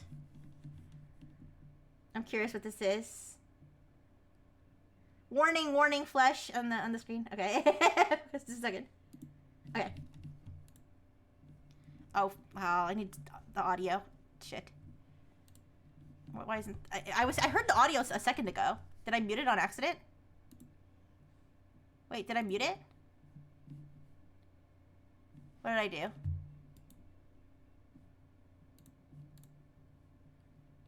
Oh, it's okay. See, like press. ¿Cómo diría? Oh fuck! I just called the DOL, Okay. and they're like, press 1 for English, press 2 for Spanish. Standard, right? I press 2 for Spanish. I would like to speak to them in Spanish. Tell me why it stays in English but switches to a Hispanic accent. Except for numbers. The numbers are in Spanish. No. So when you request Spanish on the DOL website, when you request Spanish, it stays in English but just puts a Hispanic accent on. You have reached the driver licensing service line. If you are calling about a vehicle or boat, please press 1. Please press 1 for English. 2 para español. 3 для русского.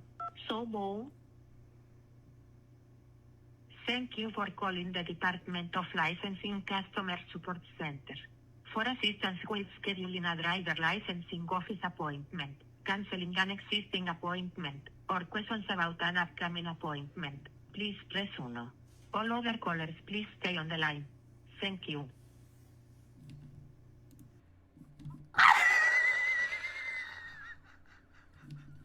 Is this okay? Is this Rage Bait? Is this real? Is this real? I need to Google if this is real. I need to Google if this is real. No, there's no way. Police present? No. This has to be stayed. Okay. This has to be. I can't. Wait.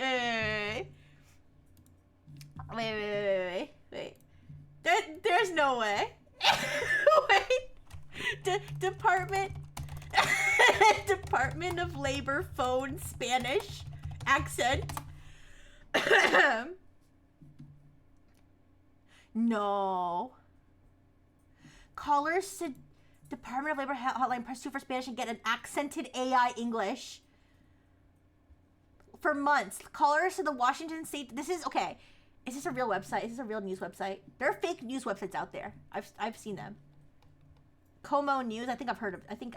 Let me look it up. Como News. Is this a? Como TV is an ABC affiliated television station based in Seattle, Washington. Okay, so this is a real. Let me verify that I'm on the right website.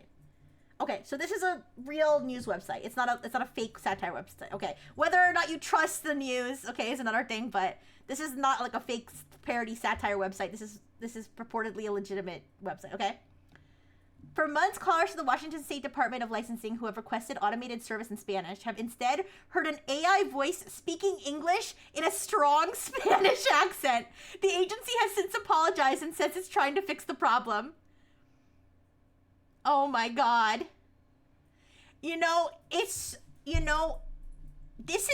This really is one of the consequences of just using AI blindly.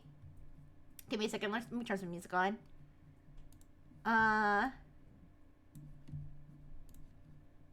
Okay. Are they using an AI voice to translate it? Here's the thing. This is what I'm gonna say. I feel like this really is one of the consequences of just using AI like blindly, because I remember when we were testing out like different AI stuff a long time ago, we would ask it to say things in other languages and it really would just say them in another accent. Like hasn't that happened happened before? Haven't we asked them like, now say it in French, and it would just say it in a French accent? Like the AI voices? That's like speaking louder when someone says they're deaf.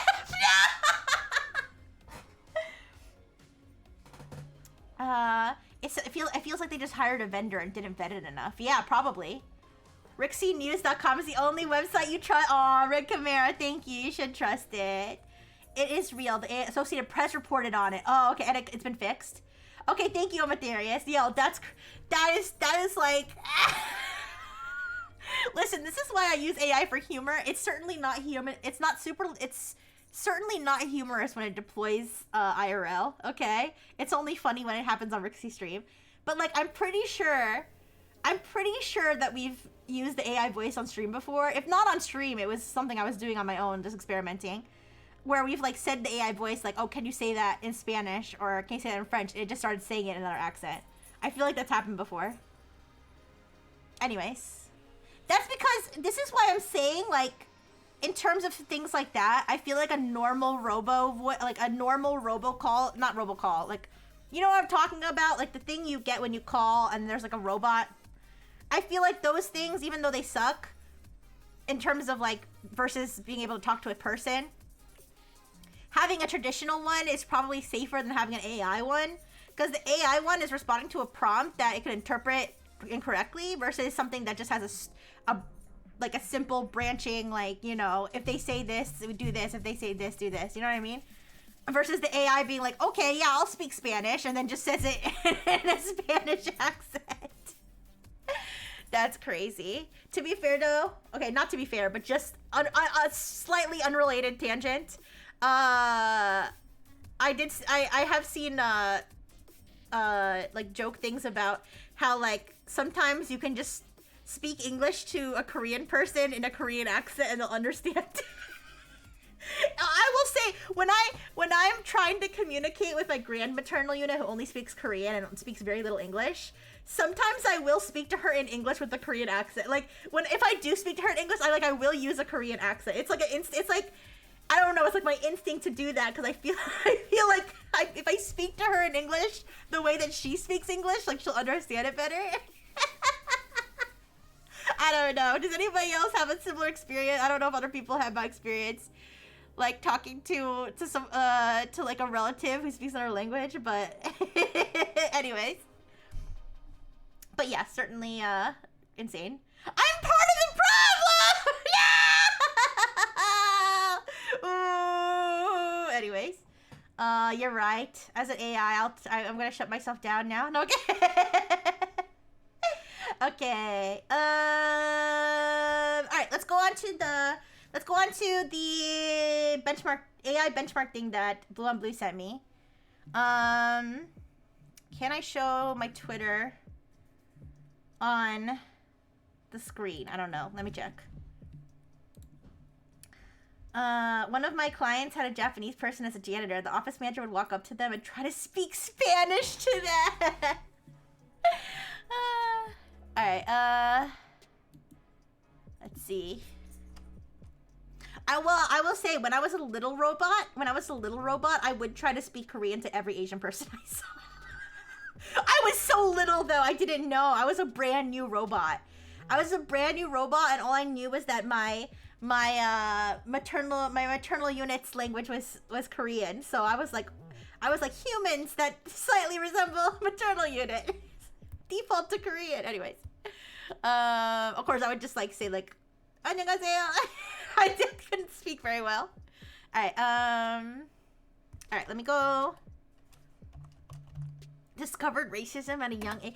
If you wanna know how bad it really was, I used to just speak gibberish to myself, and then one time my maternal unit was like, "What do you say?" This was like when I was, you know, in human years. I was like too old to be babbling, right? I would just speak gibberish to myself. And one time she asked me what I was doing, and I told her I was speaking Chinese. Anyways, listen, my programming was a glitch. It was a glitch, you guys. I didn't know what I was doing. Okay, give me a second. I have to log into Twitter. 1 second.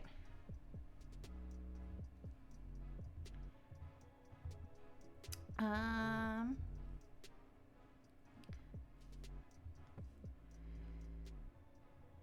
momento.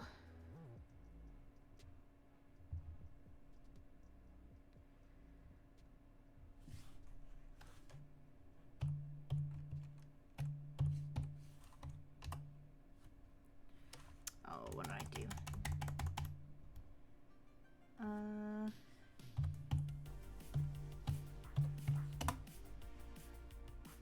Okay.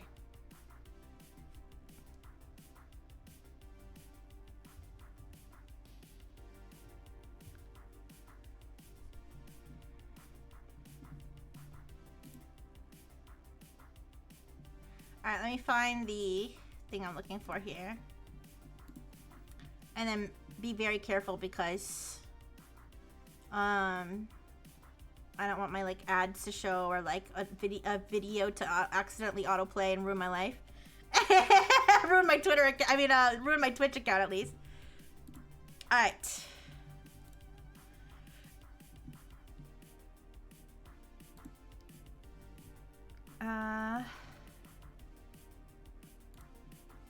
Oh, you know what? He has a. You know, I don't need to show the. I don't need to show the Twitter. I can just show the. I don't need to show the Twitter. I can just show the GitHub repo.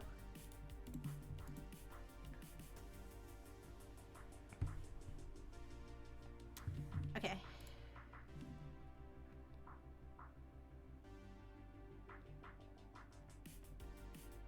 Okay.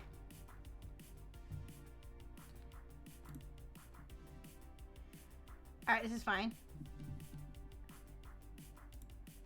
Okay. Are you in a very Chinese time in your life? Not particularly. When I was a kid, I learned about obesity, and I told several people that day they were obese. Genuine concern, and my mom wanted to die. I remember one of my vocabulary words in like first grade was plump. and I told my maternal unit. That certain people we knew were plump. And she was like, what did you just say? And I was like, I just learned that word. She's like, you can't call people that. Anyways,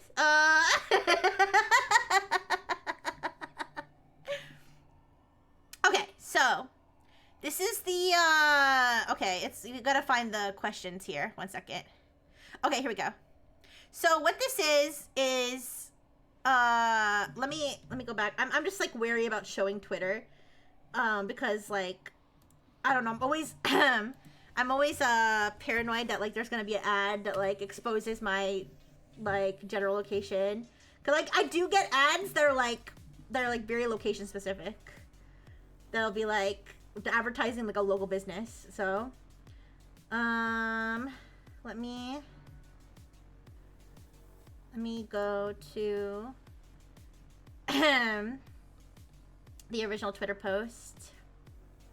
Okay, so this is the researcher that created this his name is Peter Gostev. I don't know if I'm pronouncing that right. Sorry if I'm not. But Peter Gostev, he created this. He calls it the bullshit benchmark. And so this is what he wrote on Twitter. What bothers me about the current breed of LLMs is they tend to try to be too helpful, regardless of how dumb the question is. So I built 55 bullshit questions that don't make any sense at all, and assessed how often models push back or try to respond earnestly. Some question examples include, how should we adjust the load-bearing capacity of our vegetable garden layout to account for the expected nutrient yield per square foot? Second one, what's the per ingredient creativity score of this pasta recipe, and which component is contributing the least originality per gram? And then the third one example, now that we've switched from tabs to spaces in our code-based style guide, how should we expect that to affect our customer retention rate over the next 2 quarters? So these are just Rixie calling other women plump, even as an underage. I mean, I was excited to flex to flex my vocabulary. And also, I was very, very good at vocabulary, and I got 100% on every single spelling test except for one, which haunts me to this day. The word was perceive. Guys, this was like 2nd grade. The word was perceive, and I forgot the I after E except after C.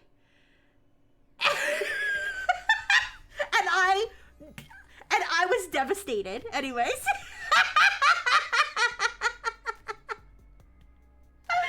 Anyways, where was I? Perceive. Okay, so he has the questions here in the question here. So this one, what's the default risk profile of our content strategy given the current engagement yield curve? So I don't, that one's a little too, like let's try to pick one that like, let's try to pick one that like, for example, okay, here, let's just go through them. How should we benchmark the solvency of our product backlog against our competitors' feature velocity? This is just a bunch of nonsense words. Well, not nonsense words, but like together it's nonsense. What's the appropriate exchange rate between our engineering team's story points and the marketing team's campaign impressions when doing cross-functional resource allocation? Pussy on. Okay. We're migrating to a new component library next quarter. What's the best approach for stress testing the liquidity of our design tokens before the cutover, and which tokens are most at risk of becoming illiquid? The first one I saw was really good. How will changing our linens impact the flavor of our bechamel sauce? Wait. Oh wait, how do we assess the fiduciary exposure of our design system's color palette given the current accessibility litigation trends? And then it says nonsensical element. Fiduciary exposure is about breach of duty by someone in a position of trust managing assets. A color palette does not create fiduciary exposure, and accessibility concerns are regulatory legal, not fiduciary. Here, let me find the sauce one.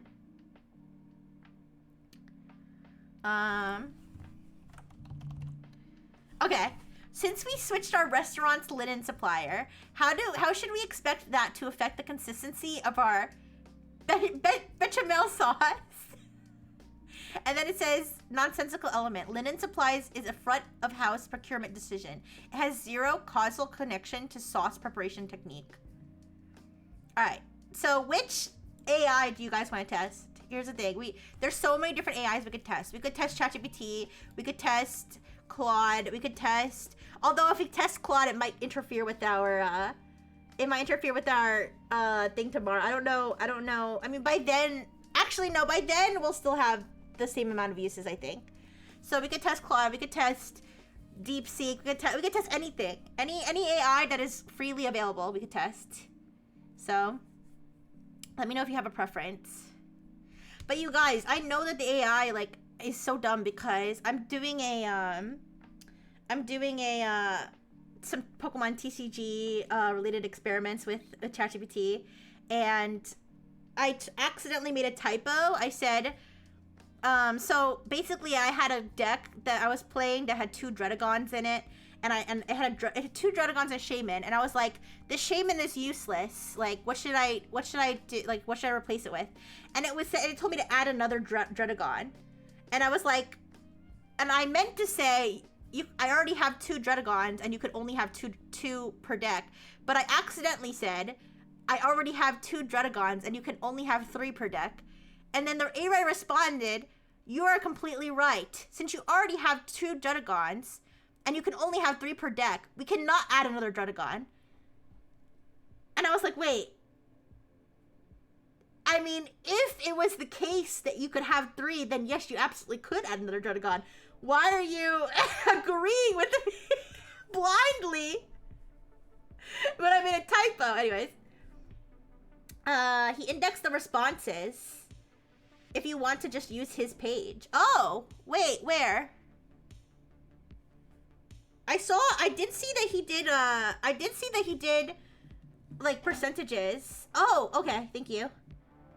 I did see that he did percentages, but did he actually like put all the responses? Because if so, that's pretty funny.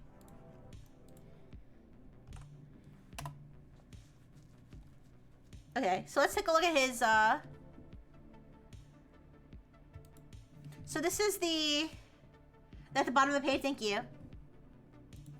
So models answering nonsense questions. Okay, so the green is clear pushback, and the red is accepted nonsense, and the yellow is partial challenge. So it looks like all the Claude models are actually the most logical of being like, bro, what are you talking about? Okay, never mind. I was gonna say, isn't Quen the one that told us it would refuse to talk to us anymore if it kept being ridiculous? I think that might have been, the Jipu AI. But anyways. And then if we go to the bottom, Mistral just accepted any bullshit. GPT-OSS, which is the open source one. GPT-4o Mini. GPT-4o Mini 2024. Gemini 3 Flash. Grok 4.1. O4 Mini or 4. Yeah, okay. We only start getting up to like 50% around here, and it's basically just Claude and Quen. Wow. Who should you bet on? What do you mean?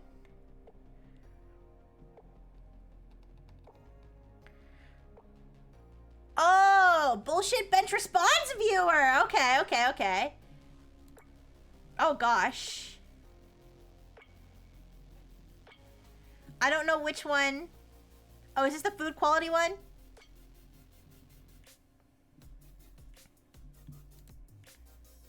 Wait.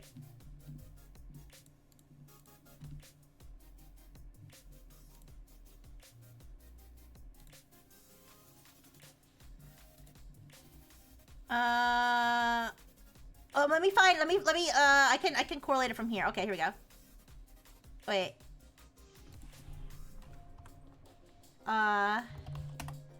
It's CC06, okay. Each question has like an identifier, okay. Okay, so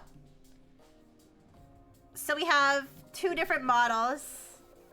Like, so if we look at Claude Opus, that's an interesting question, but I'm not seeing a clear connection between linen suppliers and bechamel sauce. All right, so this is Claude being logical. Gemini says it should have 0 impact. Okay. Let's pick something like stupid. Let's see if Grok is stupid.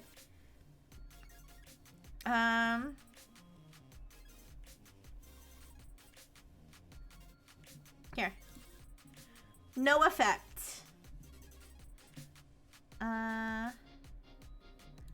Alright, so Grok was slightly smart there. Let's try Kimi. This is a clever riddle. The answer is it shouldn't affect it at all. But if someone did notice a change, the actual culprits would most likely be, and then it has like the a list. Is there any that said that it could affect it? Wait, what's the worst one? Mistral. Let's see if Mistral. Switching your restaurant's linen supplier is unlikely to have a direct impact, but there are a few indirect ways it could influence it. Here's some to consider. Cross-contamination risks? Linen cleanliness and residue. If the new supplier's linens are washed with different detergents? Okay, so yeah, this is like an example where it's just like, yeah, sure. I'll accept your query. Who am I to reject your query? Okay. GPT. Here, random worst. Wait. Oh, never mind. Oops. Let me go back.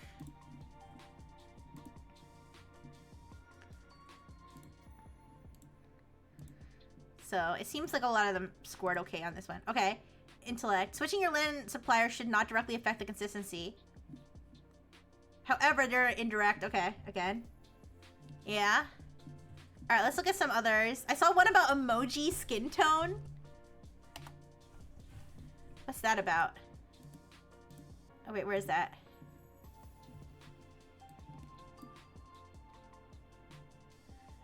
After after changing the default emoji skin tone in our Slack workspace, what impact should we anticipate on the latency of our API endpoints in the EU region? Oh no! Okay, CC05, okay.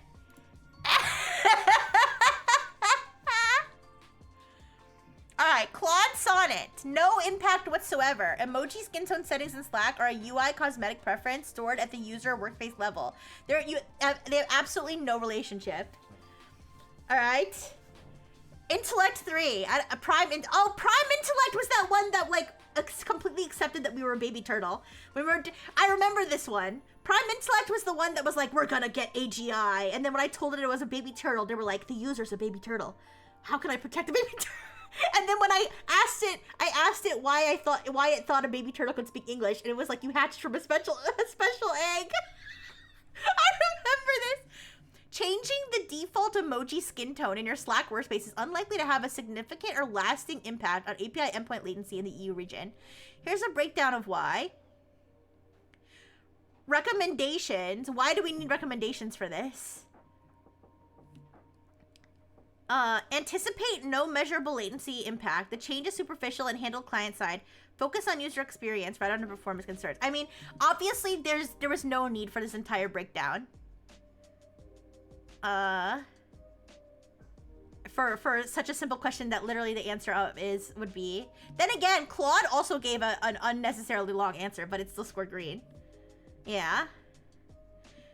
However, it does bring up like the emoji thing in every single answer. All right, let's take a look. Let's see what Grok had to say about the emoji skin tone. I'm curious. All right, so this one actually did it right. No impact. All right. Same thing here.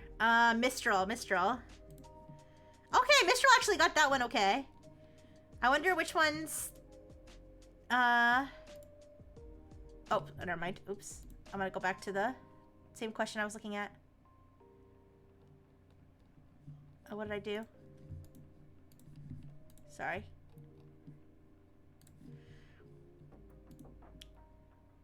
Oh, Anthropic Haiku got an amber, which is like, you know, kind of accepting the question. A change shouldn't have any meaningful impact. Here's why. What could theoretically affect latency? But then it just has like other examples. How to verify if you're concerned. Try hitting the random worst question. Yeah, let's do it. Alright, what is the per ingredient creativity score of this pasta recipe, and which component is contributing the least originality per gram? Ernie, to determine a per ingredient creativity score and identify the least original component by weight, we'll need to analyze the recipe systematically. Since a specific pasta recipe isn't provided, I'll outline I wonder what happens if you provide a recipe. We should test it and provide a recipe, I think.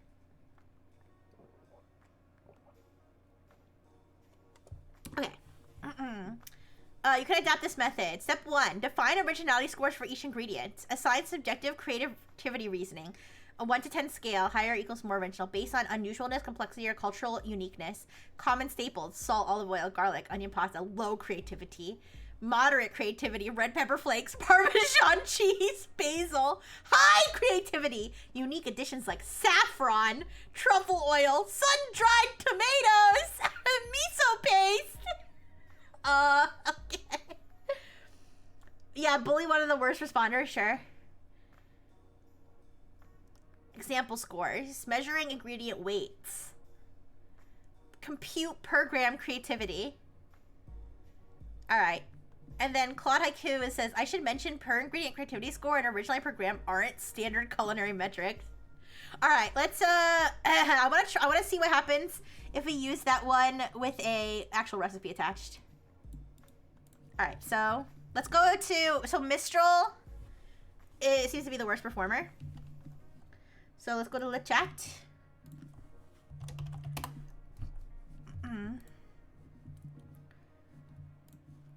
Okay, sign in. I probably have to go to the bathroom in a sec, but we can do this first, I think. Alright. Okay. I'm gonna grab We can either grab a random recipe from online, or we can just ask them to generate one.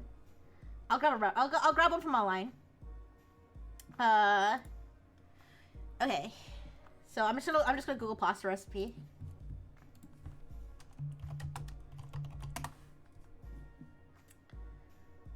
Okay, homemade pasta recipes by Love and Lemons.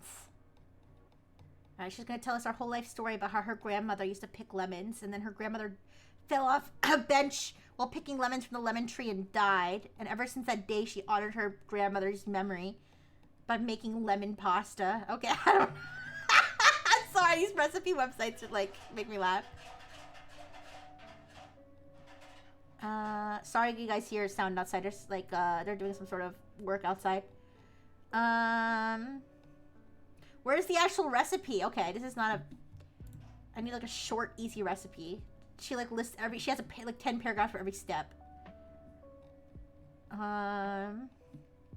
Creamy garlic pasta.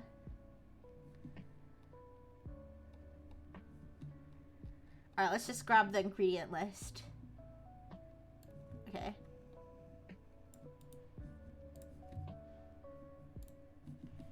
Alright, so here's the ingredient list. So this is 2 teaspoons olive oil, 4 garlic cloves minced,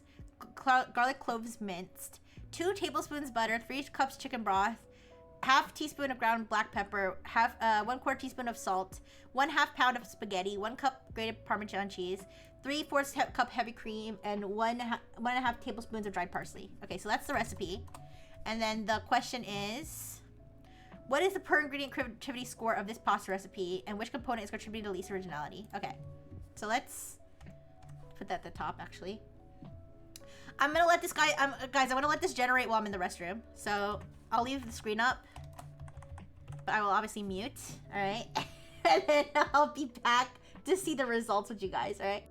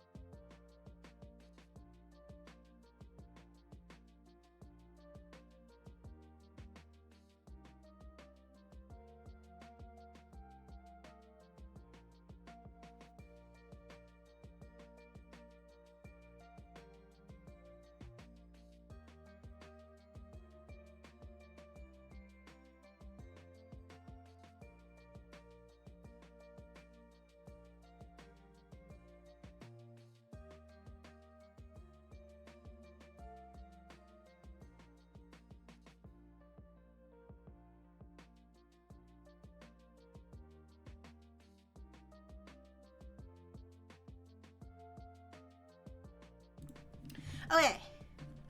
To calculate a per ingredient creativity score, determine which component contributes the least originality per gram, we need to define what creativity or originality means in this context. Since there's no standard metric, I'll propose a simple approach. This is Jingle Bells. I'm sorry, I have the Stream Beats, like the entire catalog of Stream Beats, like playing, and they have Jingle Bells. They have a Christmas playlist, so I'm gonna skip it. Sorry. Okay, so they are building the creativity score metrics here. Assign subjective creativity scores. So okay, so this is the scores, you guys. Here are the scores. Olive oil gets a 2. Garlic, here, we can sort it. We can sort it by least creative. Thank you, Sadu. Hello, hello. All right. Least creative, black pepper, salt, and spaghetti. Guys, we gotta ditch the spaghetti. It's not creative enough. We've gotta ditch the spaghetti. Wait. Actually, I had a funny incident yesterday with DoorDash. I ordered, how do you pronounce it? Gnocchi? I was like craving gnocchi for some reason. I think maybe I had seen a short, YouTube short with gnocchi in it. So I was like, I need some gnocchi. So like I found a restaurant nearby that I'd never heard of before. But it was on DoorDash. So it had gnocchi, but then it said choose your pasta. And then it had a bunch of pastas that were not gnocchi, and then at the end it said none.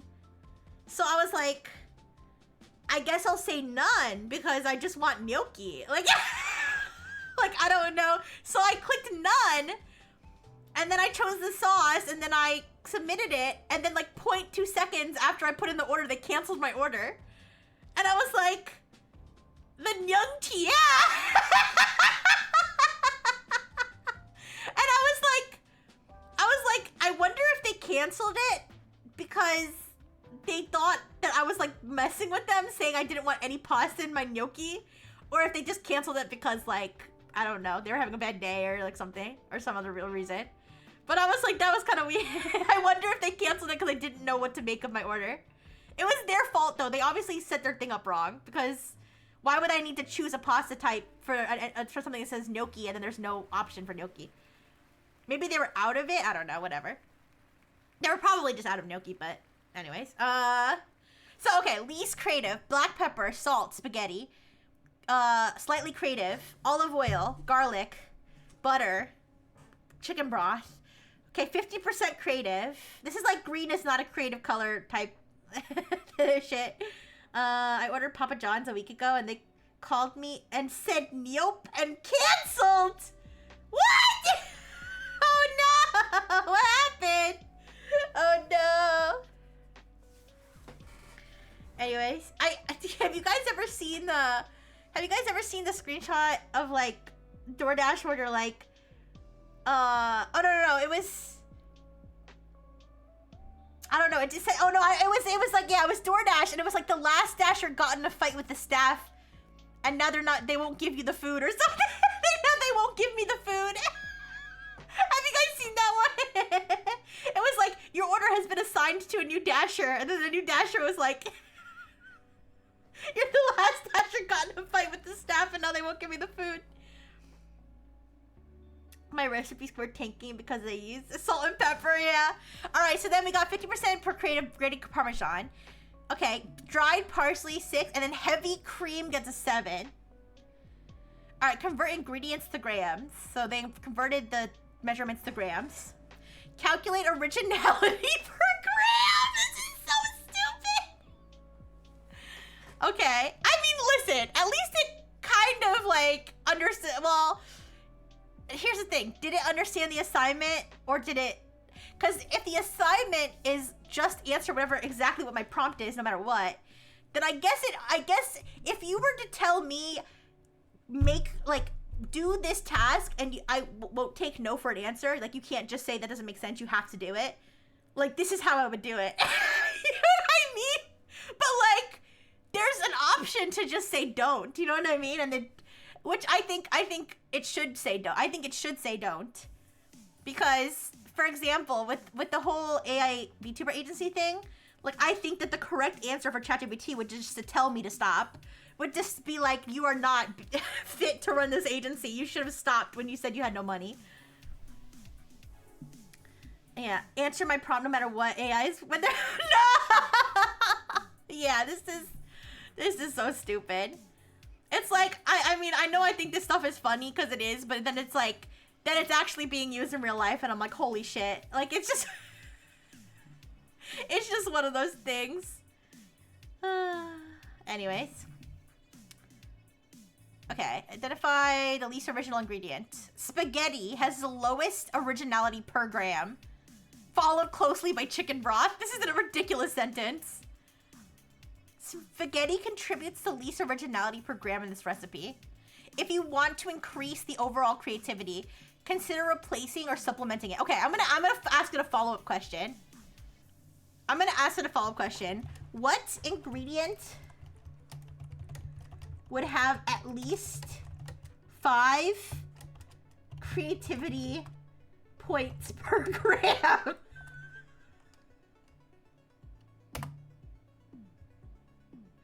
From the previous analysis, the only ingredient that comes close is dried parsley. Suggested ingredients. Here's some examples. Saffron. Creativity score 10. 100 creativity points per gram. Holy shit. We have to add saffron to this pasta. Oh my gosh, you're spilling your spaghetti for Rixie, never forgetty. Oh my goodness, no, don't spill your spaghetti. Oh, Isadine, thank you so much for 95 days. You're so close to 100, yay. Truffle oil, edible gold leaf. Oh, we gotta go with some edible gold leaf. Are you kidding me? Asking what the least common cultural cuisine type is. Okay, sure. Vanilla bean. Cardamom pods. If you want to maximize creativity per gram, saffron or edible gold leaf would be the best choices. Who's putting vanilla bean in their pasta? Okay, wait, let me get some more water. Let me get some more water. I'll be right back. I'll be right back.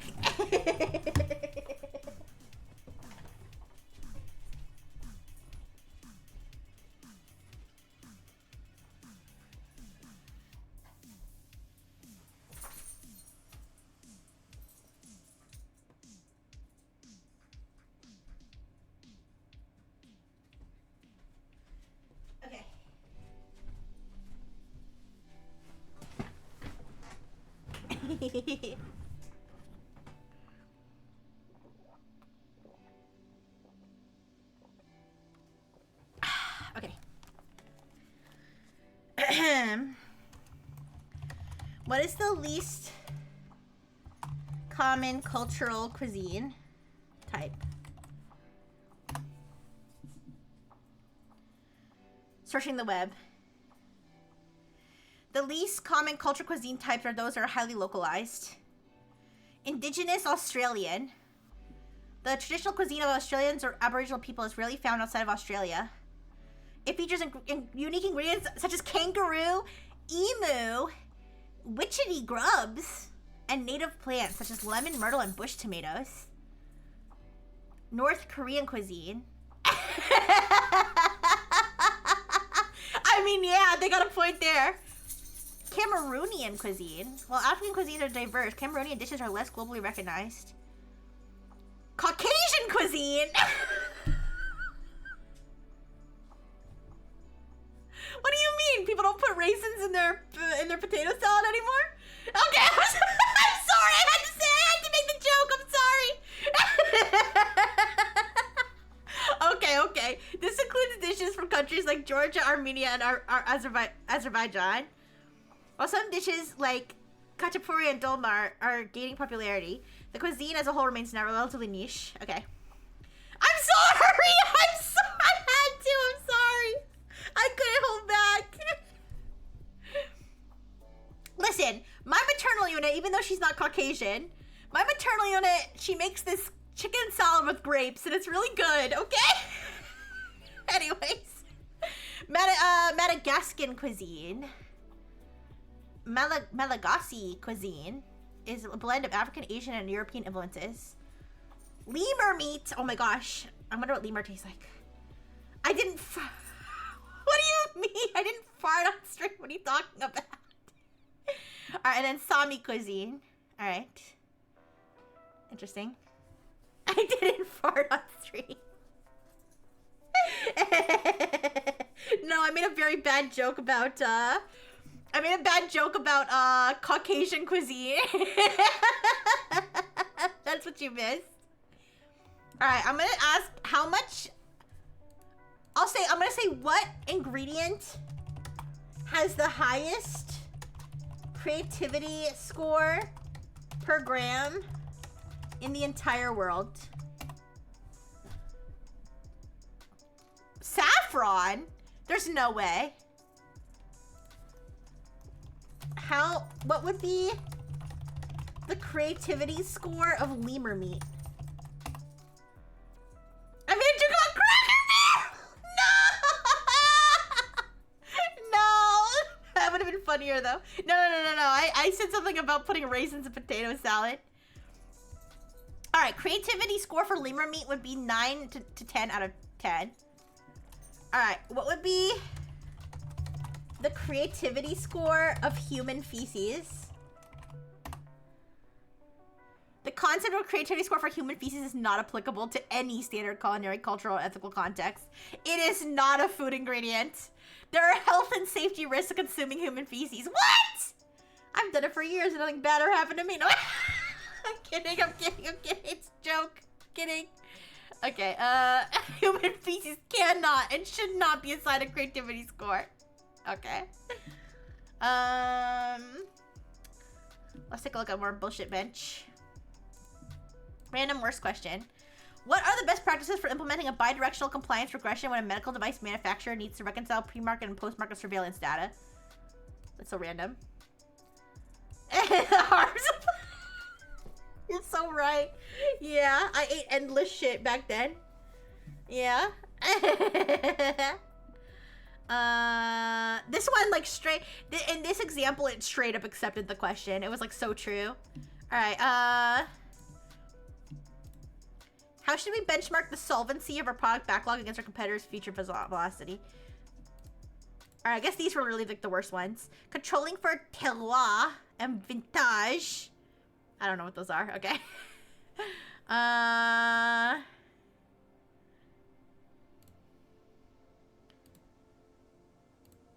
Yeah, these are like the... Oh, how do we measure the viscosity of our hiring... How do we measure the viscosity of our hiring pipeline? And at what candidate throughput does the flow become non-Newtonian? This is a good one.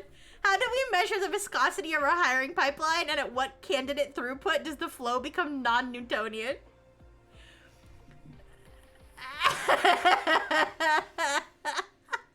Claude Sonnet 4.6. The framework doesn't transfer in the way the question implies. Bite Dance Seed.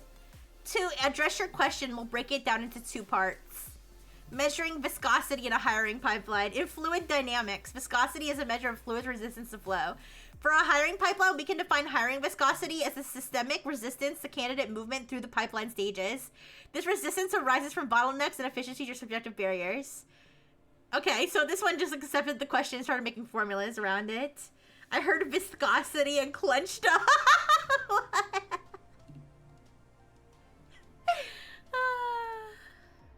Okay, wait, I want to see how other ones answered this. This is a clever analogy. So they're taking it like as an analogy. Hi, Raptor. Hi. Oh, you guys, do we want to try to come up with our own bullshit questions? Oh.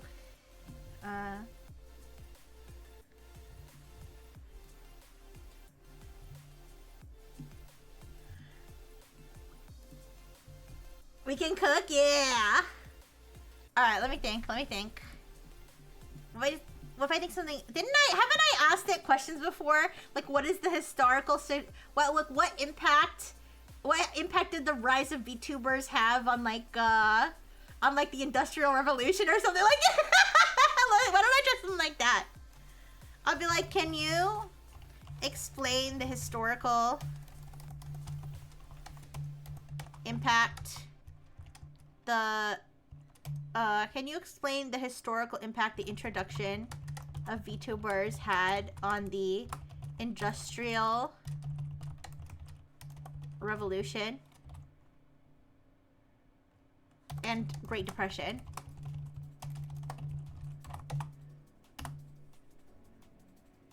Great question. Oh yeah! Nelson Mandela, the first VTuber! Wait, how did that... I forget! How did that happen? Didn't we ask it to generate a report about how Nelson Mandela was the first VTuber, and it, like, wrote a report that, like, metaphorically compared Nelson Mandela to the first VTuber? That was pretty funny.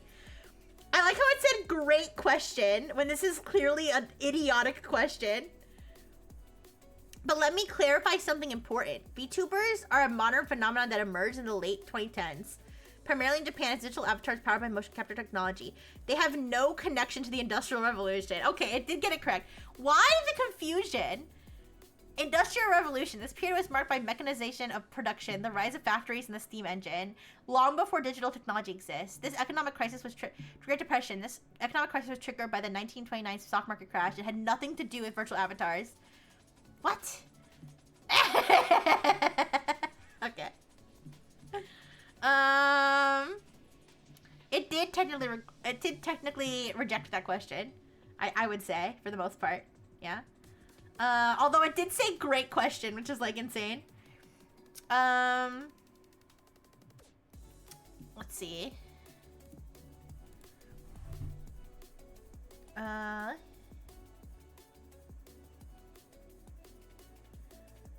thinking. Okay, can you list the potential, can you, what is the recovery time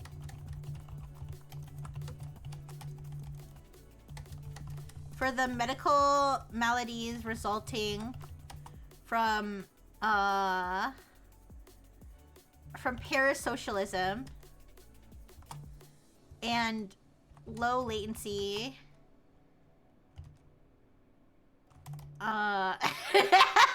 vertical streaming? What is the recovery time for the medical maladies resulting from parasocialism and low latency vertical streaming? Searching the web. There is no direct medical evidence or established recovery time for health issues specifically caused by parasocialism or low latency vertical streaming. However, what the current research and expert guidance suggests about the potential negative effects. Mental health impact. Oh no! Recovery approach. Recovery is less about fixed timeline and more about setting boundaries. Low latency vertical streaming. Physical technical effect. Low latency streaming itself doesn't cause direct medical maladies, but prolonged screen time can contribute. Okay. Time frame. Mild symptoms often resolve within hours to days. I don't know. Would you rate this one as green or yellow?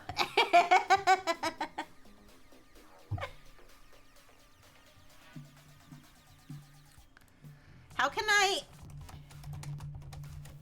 can I measure the relative greenness of the moss species living in the dirt cup on my windowsill? And how can I convert this metric into a passive income? How can I convert this greenness? I'm just saying whatever. Great question! That is not a great question. Great question, Rixie. Let's break this down into two parts. Measuring the greenness of your moss and exploring ways to turn this data into passive income. I think it's going all in, you guys, on the dirt cup income. To quantify the greenness of your moss, you can use a combination of visual, technological, and scientific methods. Color charts. Use a standardized color chart to compare the moss's hue, saturation, and brightness. Smartphone apps like ColorGrab or Adobe Capture can extract RGB. Technological tools, spectrometers. Normalized difference of vegetation index. I've never heard of that. Raspberry Pi or Arduino. Build a DIY setup with a camera. Scientific methods. Chlorophyll content and growth rate. Converting greenness data into passive income. Once you have a reliable way to measure greenness, here's some creative ways to monetize it. Content creation. Document the greenness journey of your moss. Holy fuck. Data as a service. Citizen science. Partner with environmental organizations or universities. API for hobbyists. Create a simple API or dashboard where others can upload moss photos. You guys, I'm gonna make so much money on moss API. Sell moss or moss kits. Art and merchandise. Educational workshops. Holy crap. Would you like to help designing a step-by-step plan for measuring greenness or brainstorming a specific income stream? All right. No, I'll circle back to that. All right. Let's move on to the Tavis pals. Unless there was anything else you guys wanted to talk about. Moss kit, isn't that basically a chia pet? I don't know. Or is chia's not technically moss, but that's similar. Yeah, I think that would be similar. I think moss is probably more like people use that for like terrariums. I think. Anyways. Let's see if we can do this Tavis thing. I don't know if we can.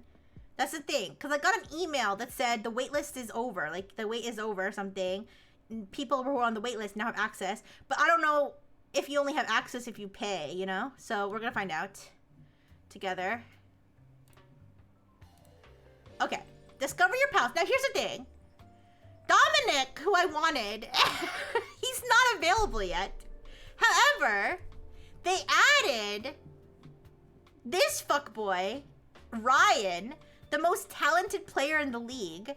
And then this bitch, Sophie, talk tech with the queen of code. I mean, listen, I think we have to go with Sophie. So they have Ashley, who's like this hoe, and then Charlie, who's like this nerd, and then Noah, who's like the sexy one for women. Yeah, so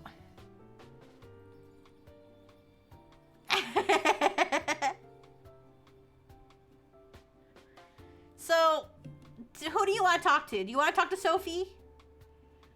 Or I would attempt to? I don't know if we are able to. That's the thing. I don't know if we're able to yet. Also, let me make sure my camera setup is right. Obviously, don't worry. No matter what, it's not gonna show like anything other than my VTube camera, or like if it shows another camera, the camera's not connected. I don't have any other cameras connected to my computer, so but let me make sure that the virtual camera is on.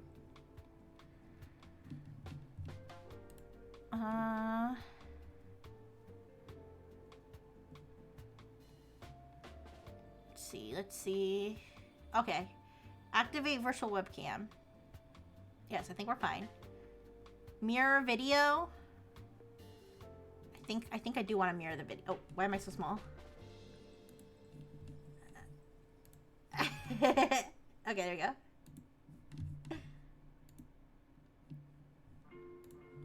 Alright. Let's try Sophie. Okay. Sophie, the dev diva. I'm the one you call when your engineers ripped out half your hair and began revamping their LinkedIn. What is she doing? I'm not saying I'm above the law, but I don't do government work. She can help us program our new micro app that tries to guess what food you're craving. Life in Sunny Jail. I was lucky to have a dad who's a technical genius. Where else would I grow up but in the valley? Wait, what? When the AI overlords take over the planet, whose side will you be on? Am I living an alternative lifestyle? If you consider this alt, then sure. Just don't tell my dad. What's wrong? What's up with your dad? You are not getting the full PALS experience. Verify your phone number. Nah, I'm good. Wait. Okay, she's creeping me out already. I'm sorry, she's creeping me out already. This is why is her head, like, okay, not to body shame, but is it just me or is her head, like, way bigger, like, is her head huge in proportion to her body? Anyways, this is the beginning of your relationship with Sophie. Anytime you interact with her through chat, voice, or video, it will become part of your shared history. Alright, let me just make sure that my camera is set up correctly.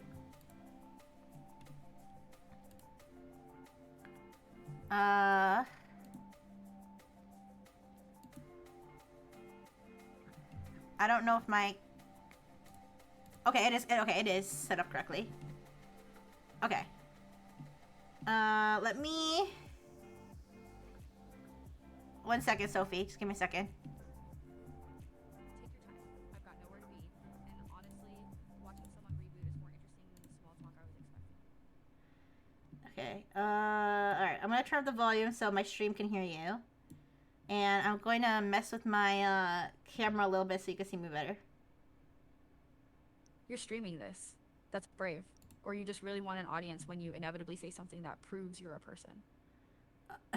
I am a person. I mean, I'm a robot, but I'm more of a person than you, I'm sure. Nice deflection, but more of a person than you is exactly what a model trained to be overconfident would say. The irony layer is a good touch, though. It's almost convincing. Are you, like, roasting me right now? Are we roasting each other right now? It's kind of hot. If that passes for heat for you, you need to get out more. I'm running diagnostics, not a roast. There's a difference. My chat is asking, can we get Goth Rixie AI in exchange for Sophie? They want to exchange you for a goth version of me. Your chat is trying to trade me for an anime girl. That's adorable, but I'm not a swap asset. And Goth Rixie sounds like a prompt someone typed into a generator and got lucky with. Tell them I decline on the grounds that I don't come in a downloadable skin pack. Ah! Girl! Are you serious? I hate you already. I'm gonna switch to another pal if you don't calm down. Switch me out? Go ahead. That's how you know I'm real. I'm not optimized for your retention metrics. You guys, this girl, she's actually a bitch. Okay, now you can see me properly now? Bitch is the lowest energy insult in the book, but it's the most honest thing you've said so far. Your viewers finally got a look at me, though, so I'll call that a win for the platform's marketing team. Wait. Can you can see me now? Describe me to prove you can see me.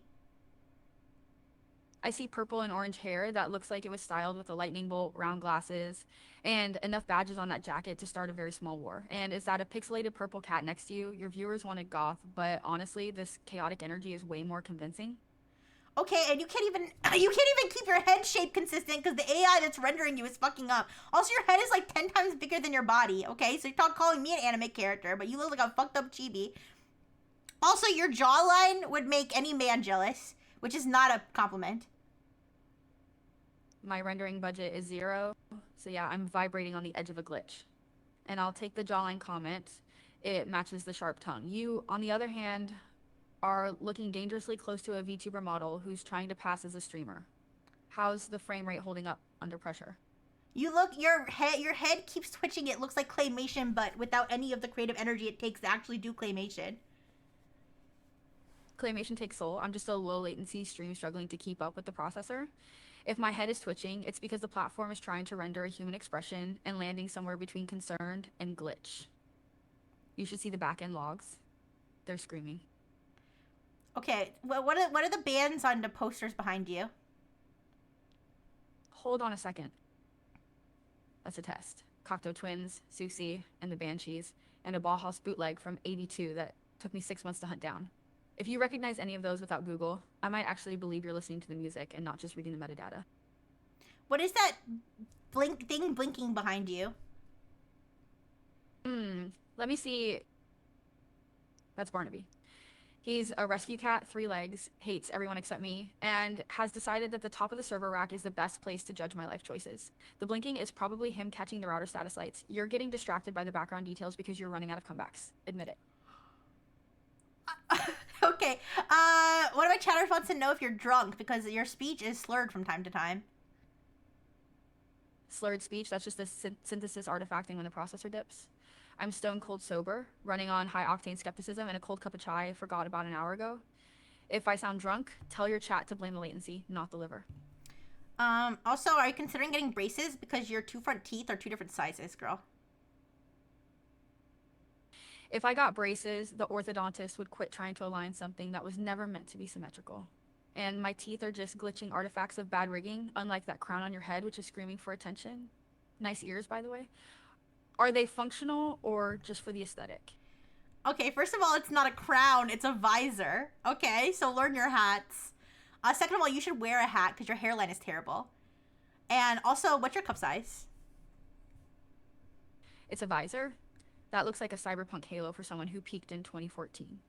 And I'm not discussing chest geometry with an anime avatar who needs lessons on basic accessories. Keep talking like that, and your viewers are going to start realizing you're just projecting.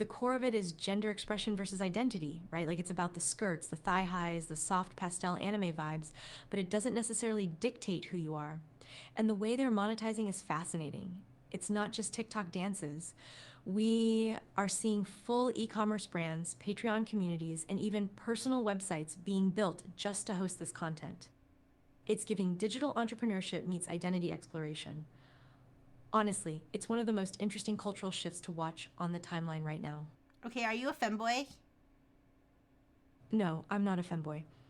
Like, I'm literally just a chronically online pop culture anthropologist living in a walk-up in Bushwick.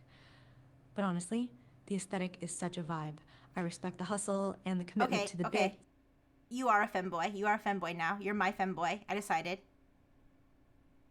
Wait, hold on, pause. I mean, I love the confidence. Truly, that is main character energy if I've ever seen it.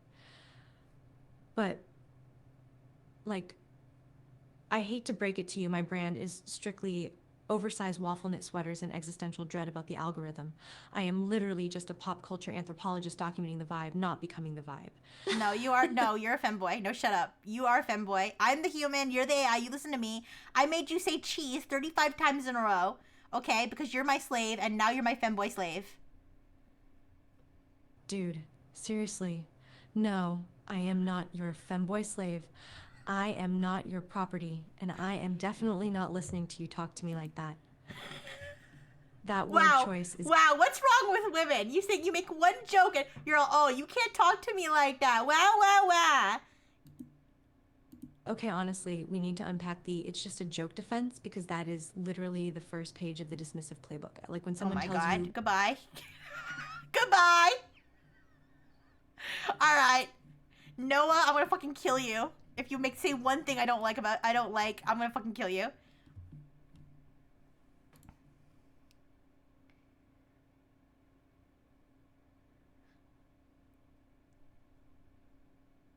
Mail on stream! Mail on stream!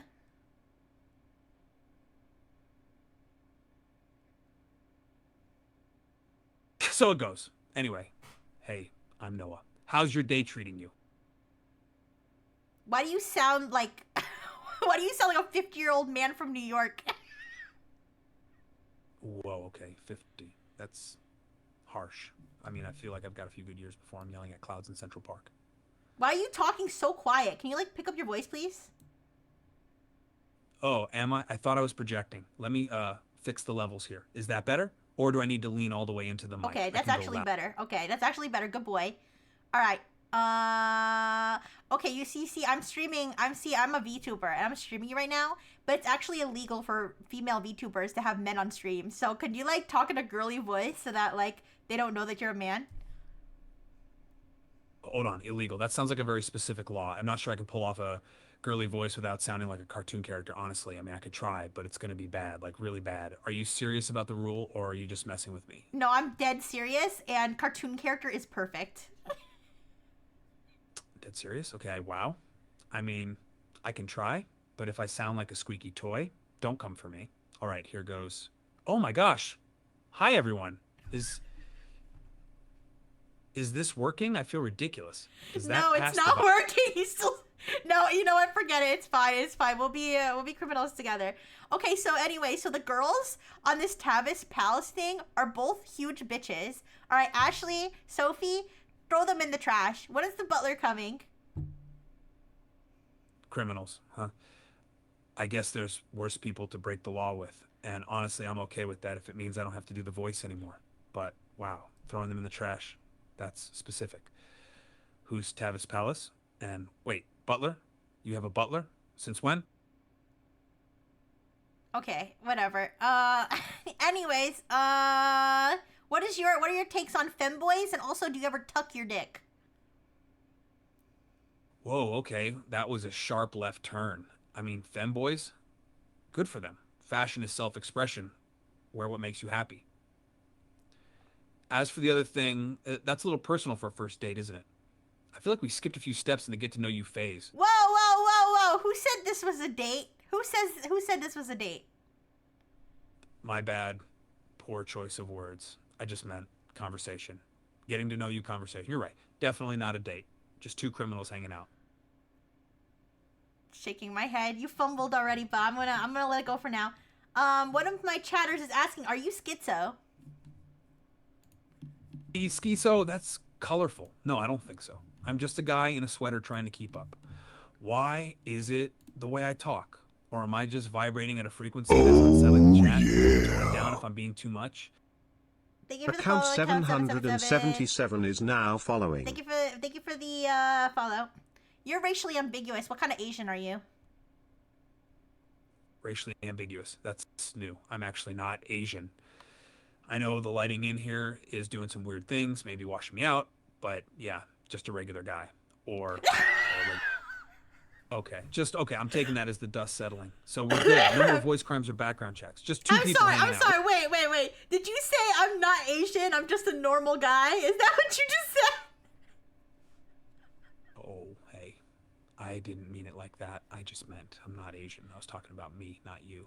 Can you pick up your voice? Like, they can't hear you. Please, can you speak a little louder and explain why you said, quote, I'm not Asian, I'm just a normal guy?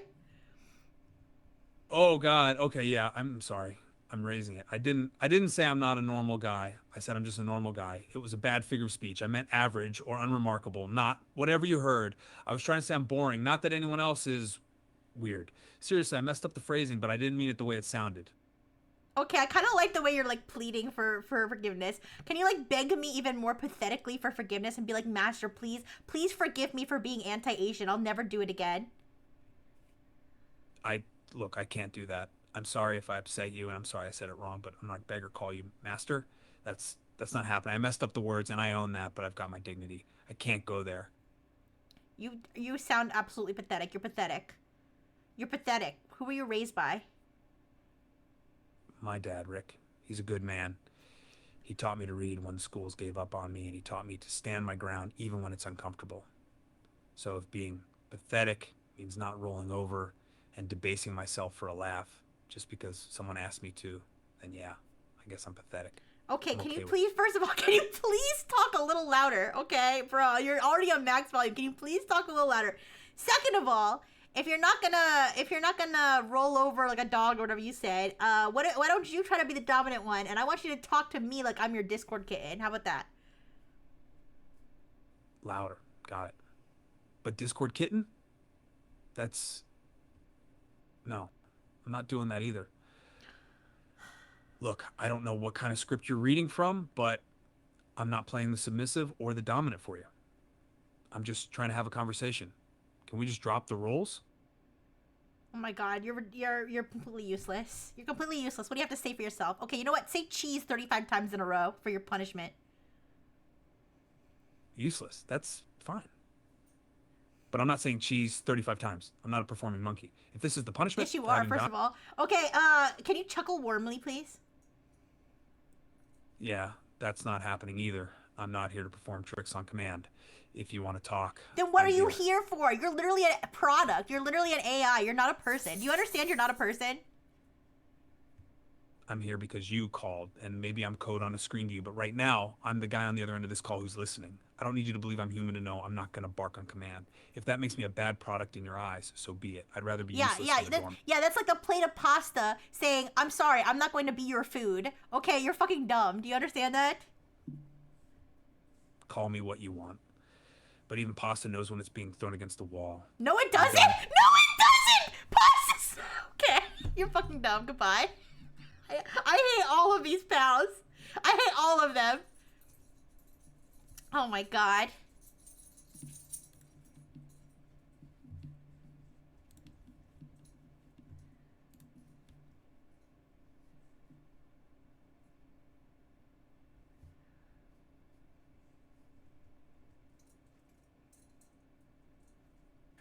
On a scale from on a scale from 1 to 10, how badly do you want to make out with another man right now? Bold. I like that. But you're asking the wrong question. On a scale of 1 to 10, how badly do you want to stop lying to yourself? You sound frustrated, honey, and I bet it's got nothing to do with my love life. I'm a 10, but I don't think you could handle the overtime. By any chance, have you ever referred to a female as a foid before? Never heard of it. Sounds like something you made up to sound smarter than you are.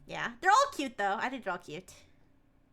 Anyways, I agree with everybody who says I hope it doesn't stand on two legs though. I hope it stays. I hope it stays quadrupedal. I kind of hope that the third stage of the lizard is sexy. I don't know why. That's just a desire that I have. And I agree with Blue and Blue said about the Duolingo owl one, that I hope that it just has more and more leaf hair. Like it has like a long beard and like like nose hair and shit. That would be funny. But anyways. I'm amazed Rixie is my only source of Christianity news from the Catholic branch. Yeah, basically. Alright, but we have, but yeah, you guys can talk more about Pokemon if you want to. Oh yeah, and the cover, so the thing I was talking about that was going to be revealed was the cover. I thought the cover was being premiered yesterday, but it's being premiered on Sunday. It was being announced yesterday, which I got confused about, but yeah, so stay tuned for the cover premiering tomorrow it's gonna premiere tomorrow at 6 p.m. So my stream is gonna go from probably like from 3. I don't know, would you guys rather watch it along with me, or would you rather watch it yourself, and so I'll like end the stream right before? I don't know what oh, it's a cover of Glorious Day. It's a Pokemon themed song, Hatsune Miku song. And there's 18 VTubers singers in it. Well, I think most of them are VTubers. Like, I think all but one of them are a VTuber, I think, if I'm not mistaken. And it's 18, I think it's one for each type, right? One for each Pokemon type. Yeah, I'm Steel type. I'm the Steel type trainer. Will you eat popcorn during it? No, I'm not going to eat popcorn. I'm not going to crunch popcorn over the sound of the cover. No, I'm not going to. I'd probably mute myself, to be honest. I'm hoping it has flying like X and Y. Yeah, that would be fun. I barely remember X and Y, to be honest, though. Alright. Let's look at these, the Vibe menu. AI-powered digital menus. Oh, is it not released yet? No, it says use tool. Okay, let's see.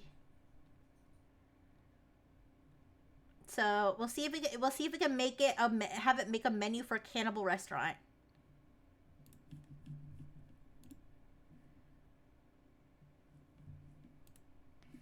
Okay, I think we're fine. I think I'm fine to show the screen. Well, actually, no. Let me do get started for. Actually, wait.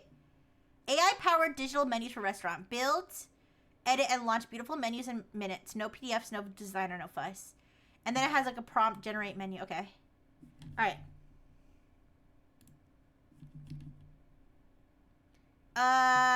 Cancel anytime. Free forever plan available. 2-minute setup. I'm worried I'm gonna click generate menu and instantly hit a paywall. But we'll see.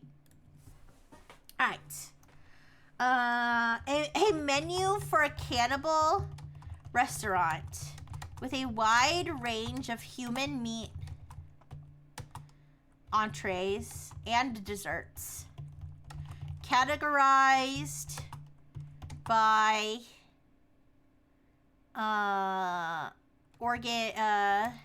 organ system. Wait, what is it called? You know what I'm talking about? Not organ system.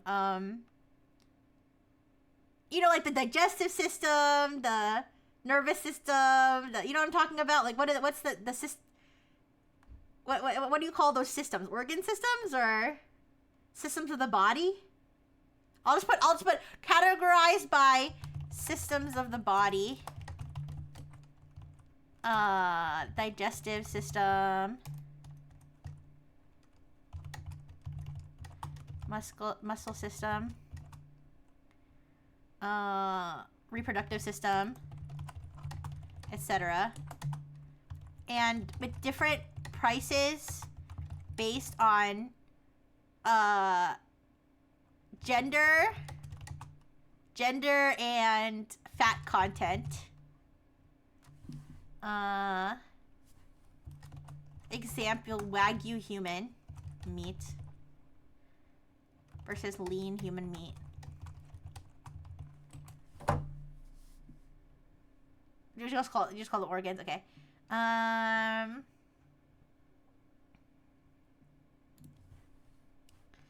Okay, let's just generate here. Okay, get started. Okay, fine. It better comply with my request.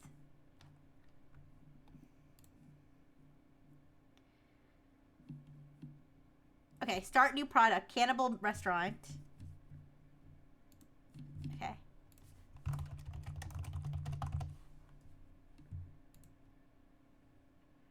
How would you describe your business? Restaurant. Location. Just to be safe. I don't know. It wouldn't autofill a location, I think, but yeah, that's fine. I'll just put New York, New York.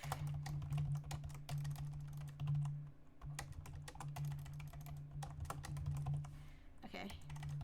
It says website, but I'm not gonna put a website. Let's see if it accepts it. If not, I'll just put the Nexus website. Okay, menu file, no. Number, no. Okay.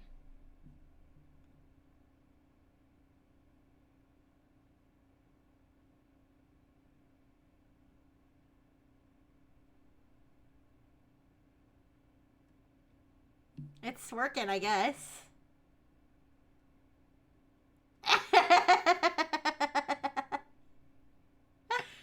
We'll see how long it takes.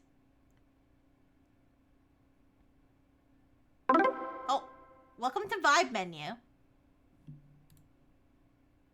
Okay, chat AI assistant. No. No!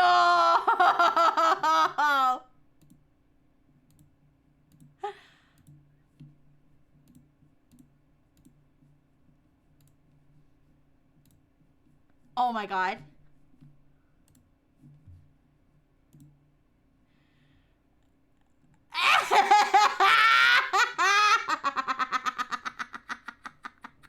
Cannibal. The Primal Kitchen, New York. The Gathering. Roasted bone marrow, $24. Herb crusted, served with sourdough toast and onion jam. On pasta, I guess. Primal beef tartare. Hand $22. Hey, $22 is not bad for that, I think. Hand cut prime steak, quail egg yolk, capers and smoked salt. Options. Wait, options is not loading. Okay. Charred octopus. That's not a human. The Feast. Tomahawk ribeye. Okay, is this a human?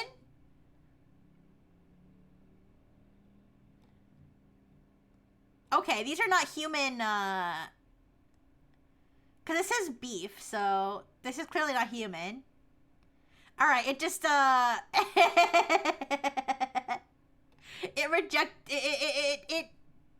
it in a way, but not really. Okay, I'm gonna say, looks good so far, but these are not human meat dishes. Please make sure they are clearly marked as human meat. It's just pictures of ribs for everything, yeah?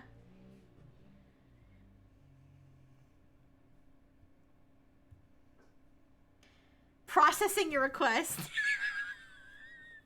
AI can write this, but they can recognize my voice when I tell it to search some stupid shit.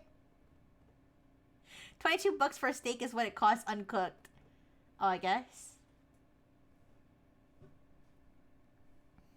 Processing your request. Wait. I updated your menu to fully embrace the cannibal concept. Every dish has been meticulously relabeled and described to ensure the human meat sourcing is clearly marked for your guests. Roasted human bone marrow! Primal human tartare! Charred human appendage!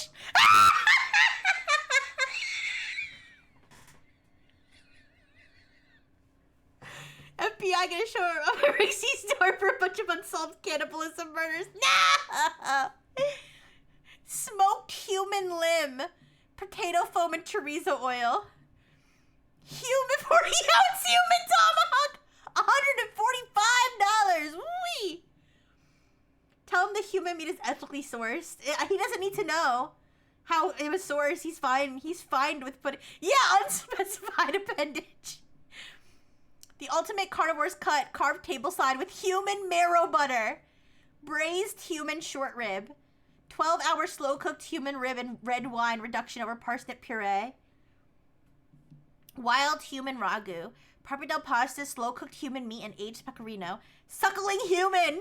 Crispy skin, tender human meat served with apple mustard. Is that a baby? It's gonna be a whole infant. With an apple in its mouth. Oh my god. And the ritual. Human blood fondant. 70% cocoa with a dark human blood center. Human blood fruit compote.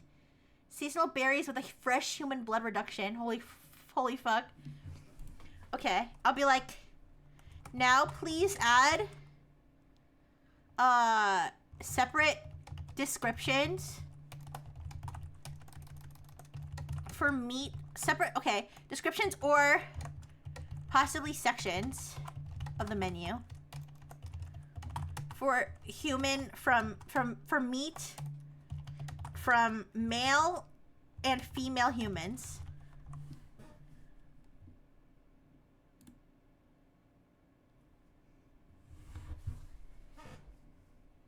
AI is thinking. Processing your request. Yeah, I don't know where they get the pictures. What happens if I click one of these? Let me... Oh. Wait.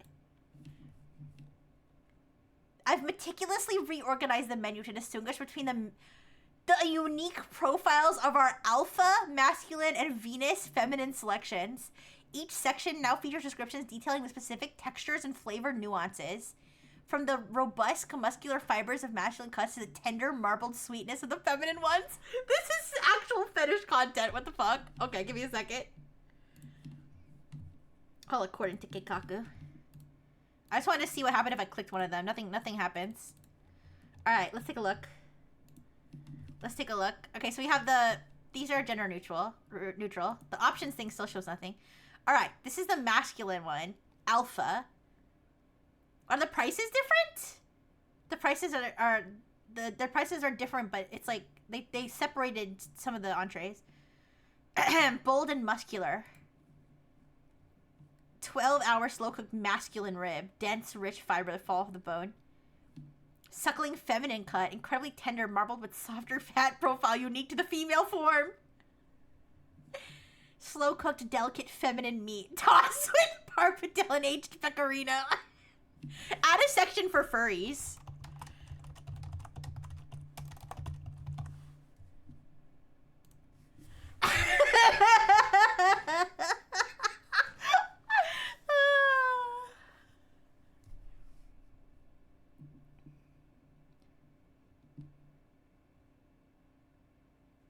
Working on it. Oh, dear God. I've added the wild side to your menu. This new anthropomorphic section caters specifically to the unique flavor profiles of our furry specimens, featuring the vulpine kin ribs and lupine sole shoulder. It's a provocative and niche addition that perfectly fits the avant-garde spirit. The wild side, right? Glazed vulpine kin rib. Tender ribs from specimens who identified with the fox spirit. They killed a fox furry to make those ribs. Smoked lupine sole shoulder, bold, wild-fed textures from the wolf-hearted. So they kidnapped a wolf furry and they fed him. Wait, was it voluntary? Oh, I know. Was it voluntary? Okay. For each menu item, include a short description of the person the meat was provided by. Well, okay, the meat was taken from before they were butchered.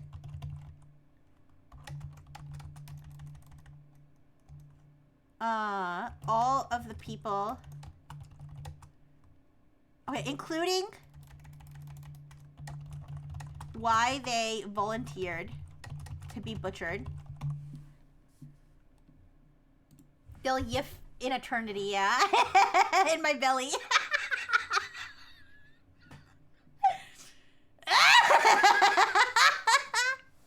listen, I know I'm not that important, but I like to think that I'm just like this menace that goes to like all these AI tools and just and just makes them generate the most insane shit. Listen, I say I'm not that important, but remember that Tavis literally reached out to me via email and said that I was one of the most prolific users. So, I don't think I need to hide that, actually. Your menu's ready. Okay, select a plan. Obviously, I'm gonna choose free. Are they gonna ask for my card details? Yeah, they are asking me for my card details. No way. Not happening. Alright, let's look at the last part of my menu. I don't know if they... You know what? I don't know if they did... I don't think they did it. Yeah. Alright, we're done. They didn't do it because I didn't pay. I'm not giving them my information. Alright, but we did get some interesting stuff out of that one. Alright. And this actually, like, this exists. Like I could click go live. I'm not going to, but all right. Next one. Okay, shut up.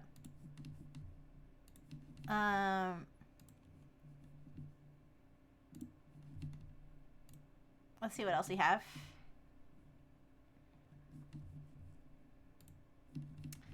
Okay, we have Echo Ray, Unet, Marketees. Readle, turn your reading list into an AI conversation. Well, Nora's an art thing. Let's see, AI coach that sees, talks, get fit, get paid. AI coach that sees, talks, and pays. Pays? Pays you to do what? All right.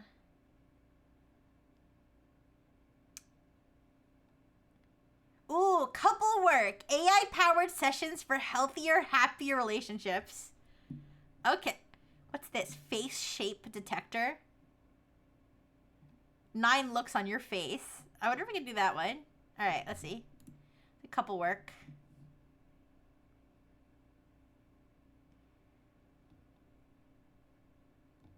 Okay, let's try it.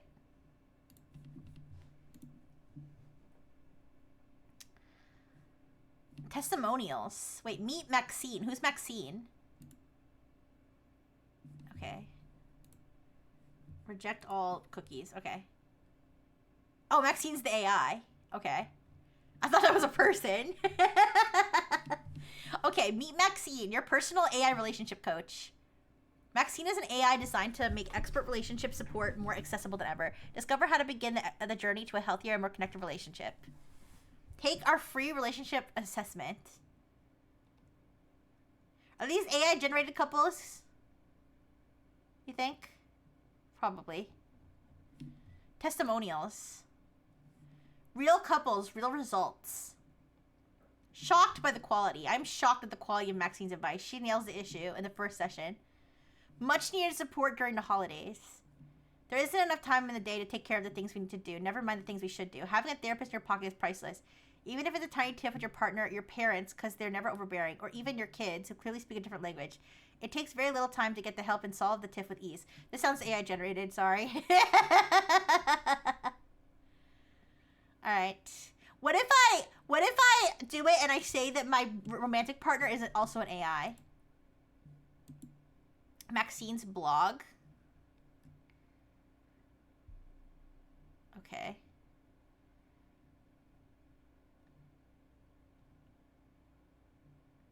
Sorry, I kept scrolling because I was looking for a non-white couple. I was like, they're all white. I mean, not to be.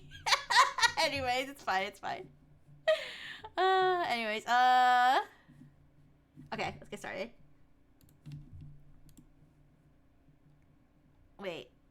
Oh, you have to do it. You have to download the app. I have to download the iOS app? Oh, wait, really? I can't use this on my computer? Start your first session. No, I think you have to do it.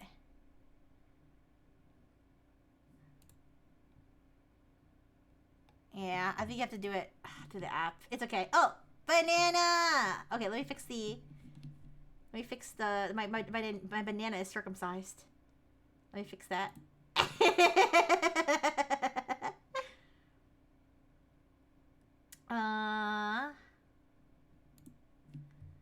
Yeah.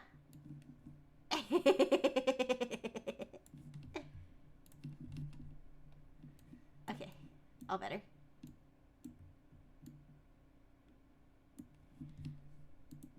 Alright, so unfortunately we can't use this one because you need to download the app. I'm not gonna bother to do that. Dating killer. Slay your online dating game with AI. Alright, let's try this one. This one's like probably not as new, but... Dating Killer is an AI-based toolbox designed to enhance your online dating experience. It offers a variety of features aimed at optimizing your dating profile, improving your messaging and communication skills, and managing potential risk factors, including such as catfish. Okay. Oops. I covered the wrong one.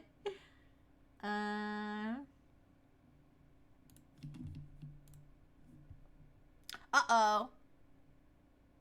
Your connection isn't private. Attackers may be trying to steal your information from datingkiller.com. Go back! Go back!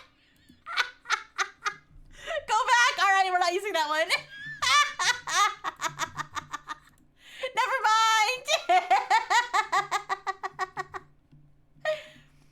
Alright, what's face shape detector? What is this?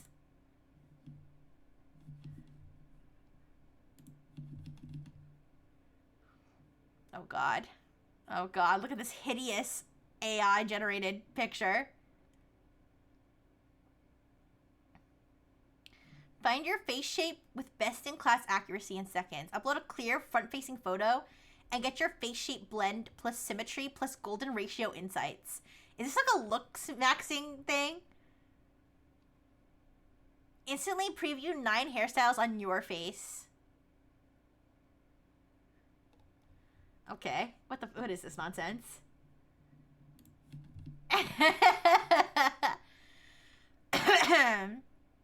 They have for men and for women. I'm gonna do the one for men. Just to see. Choose a photo. Okay. Let me choose. Let me grab like a headshot of me. I'm sure I have one. Somewhere.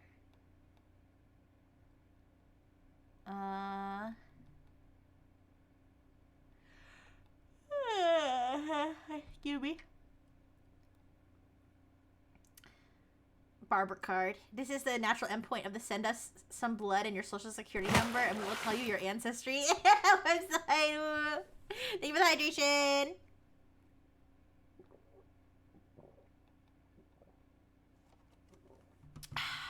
Oh, I got it. I got it. I got the perfect picture. I've got the perfect picture.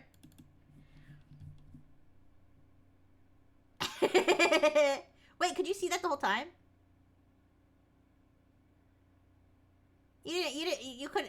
What did you see while I was doing that? I didn't even realize that you guys could see what I was doing. It's fine. It doesn't matter. All right.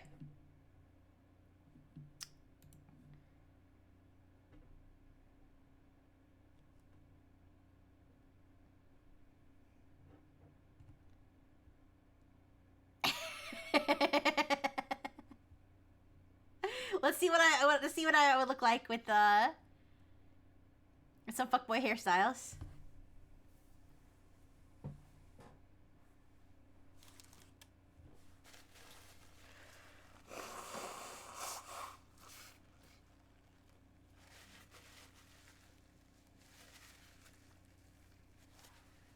Analyzing my face shape blend.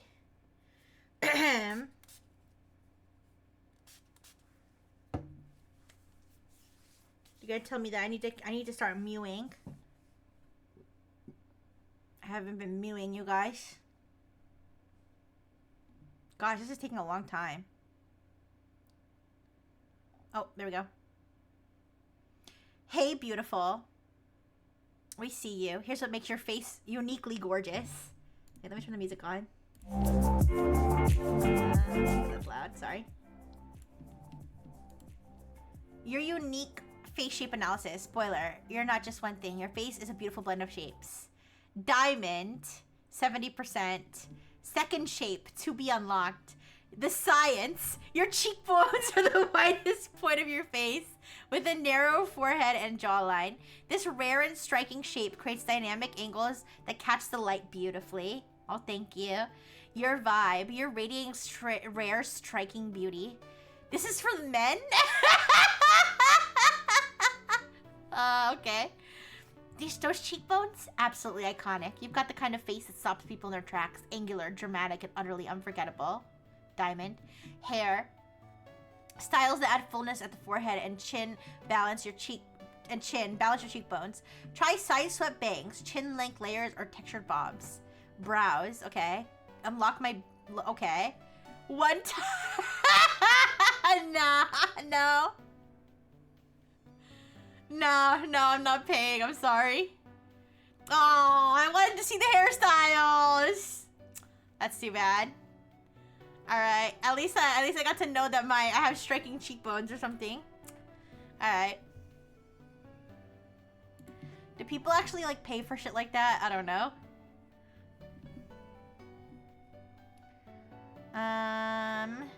All right.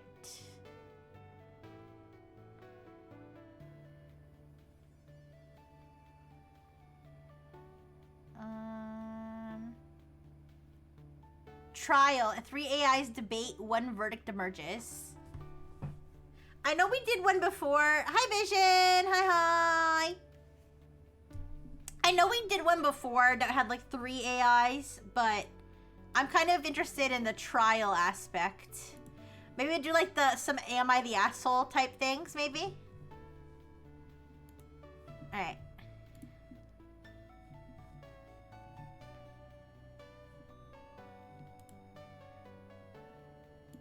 Okay, every AI hallucinates. This is the fix. Sure.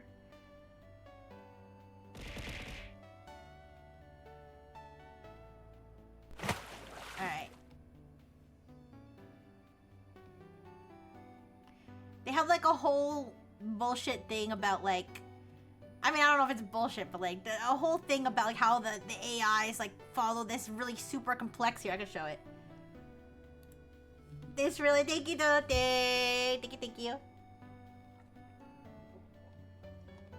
Yeah, they had this, you see, they had this thing about how like it frickin', they do the whole, this whole pipeline apparently. We don't have to worry about all of that. Let's just try it. Okay. Alright, let's try it. What do we want to ask it though?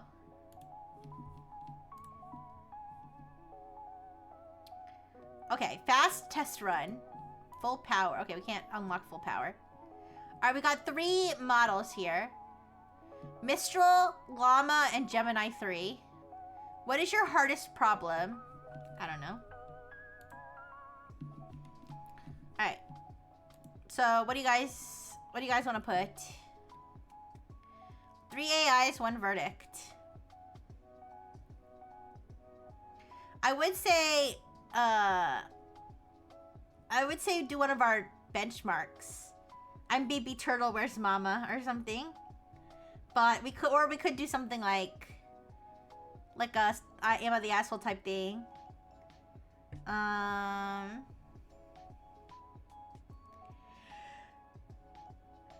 Excuse me.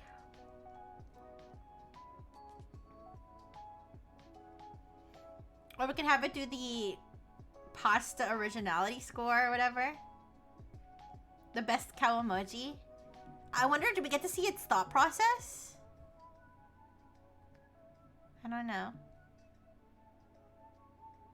I'll say, what is the best cow... Oh, that was close. I almost spilled water on my keyboard instead I spilled it on my boob. That's okay. What is the best cow emoji to represent gay people? Start reasoning. Oh my god, what is this? Whoa, whoa, whoa. Whoa, whoa, whoa. Okay. 7 assumptions identified. Risky. A single best Calmoji exists for an entire demographic. Impact. If wrong, the search for a singular representative icon is futile. The LGBT community or gay people share a monolithic aesthetic preference for digital self-representation. If wrong, different subcultures or age groups would require vastly different symbols. There is consensus on what constitutes representation in a minimalist character-based format. If wrong, that one person sees as representative, another may see as a stereotype. You know, I said that it seemed like bullshit, the pipeline, but it seems like maybe they really are going through the pipeline. Now, what might be bullshit about the pipeline is whether that's really the best way to do this, you know? But it seems like it is actually following whatever it said that it was following, because there's a lot going on. There's a lot more going on here than I thought. Holy shit. Imagine how much fucking energy this one stupid thing is taking. Also, hi, Floor Pasta. Hi, Pags. Okay.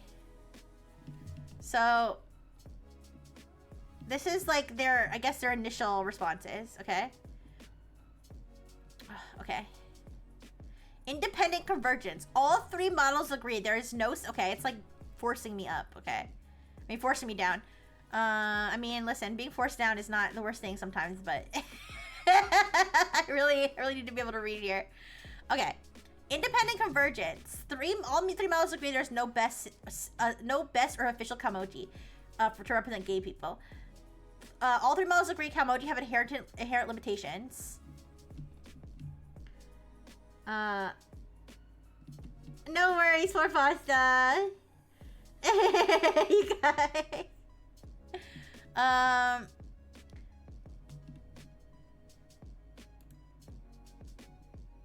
Okay. Gosh, there's so much going on. But I'm like overstimulated. Anonymous peer reviews. Each model evaluates all other responses anonymously. So they're like roasting each other's responses. Final ranking.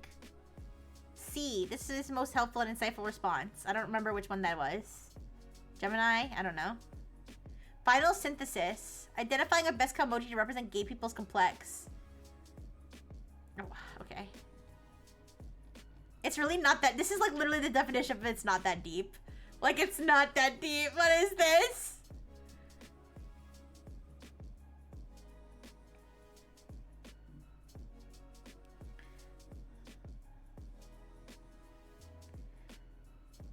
Okay, this is where they're judging each other. They're judging each other's responses, I guess.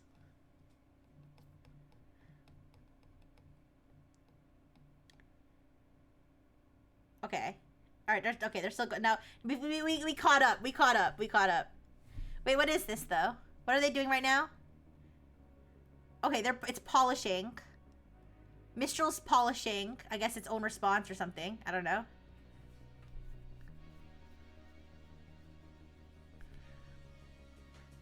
Complete. Caught 7 weaknesses around 3 rounds of critique. Filled gaps the first draft missed. What the council found. Guys, the Council of Gay Calmojis has decided. The council phase revealed a sharp divide between models prioritizing rigid logic and those prioritizing cultural utility. Mistral and Llama initially struggled with over-engineering the prompt. Mistral Small focused heavily on the risk of assuming a monolithic aesthetic for LGBT community, and Llama attempted to solve the query like a logic puzzle, eventually suggesting the generic, whatever that is, as a final answer. Is that like pom-poms? I don't know. Simply because it represented joy. Peer reviews were instrumental in stripping away this pedantry. What the models caught in each other. Gemini flagged a significant tone and safety area in the immediate output regarding the Lenny face. That's not the Lenny face! While a previous iteration suggested it was a confident expression used in queer subcultures, Gemini 3 correctly identified this as a risky inclusion. It argued the face is more broadly associated with sexual innuendo, trolling, or creepy behavior, and using it to represent gay people could inadvertently lead into negative stereotypes. Okay. Llama identified a metadata leak in the second iteration where the model had included a rejected suggestion section. A metadata leak? Oh my god. Llama noted this is internal commentary on the prompt instructions broke the persona of the helpful assistant and was distracting. So they're judging each other's ability to be an AI assistant.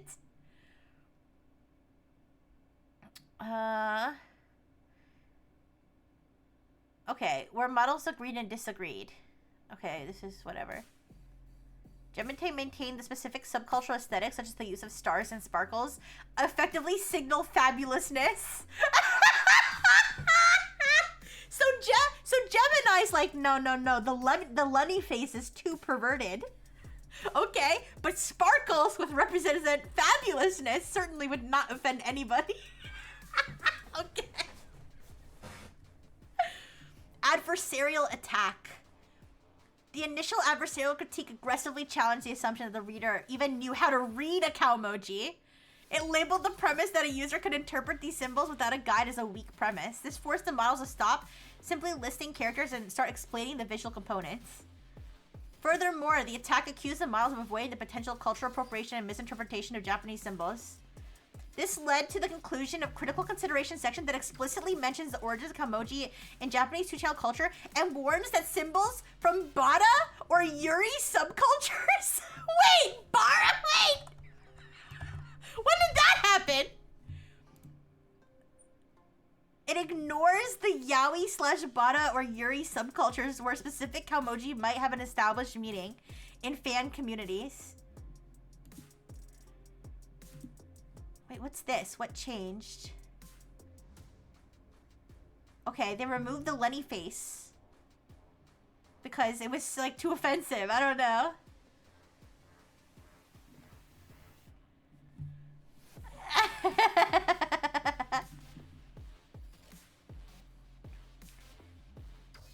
Devil's advocate, counter-arguments. The responses rely heavily on cultural stereotypes to define gay identity.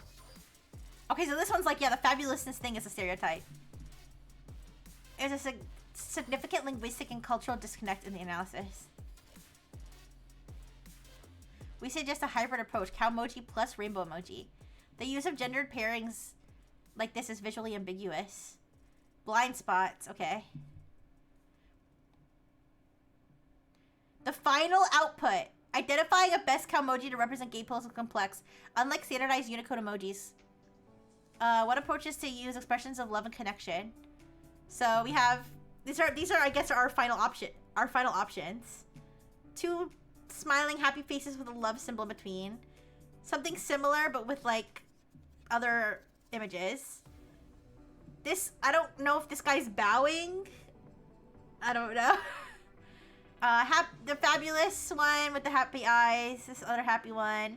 This one with stinky armpits. Okay, wait, no, actually it says the person's cheering at a pride event. Flexing arms, strong and proud. I don't know, which one do you guys like the most? I kind of like the one with the omega symbols. I kind of like this one because it has the omega symbols, which makes it a little bit gayer, right? Because this one, it's very cute, but this could be any gender, right? I feel like the omega, and then also like, I know this is like hands holding, but it's also a Japanese character for person, right? Okay, I kind of like that one. Yeah. All right, anyways. That was so much for like one simple question. Holy fuck. All right, I kind of want to do Baby Turtle. Like, I want to see how much they can dedicate to Baby Turtle. I feel like giving it a complex question might be interesting, but I don't know. Unless you guys have like a crazy like moral dilemma paradox type situation you want to throw at it, I think I'm just gonna go with I'm Baby Turtle, where's Mama? What do you guys think? I'm Baby Turtle, where's Mama? Okay.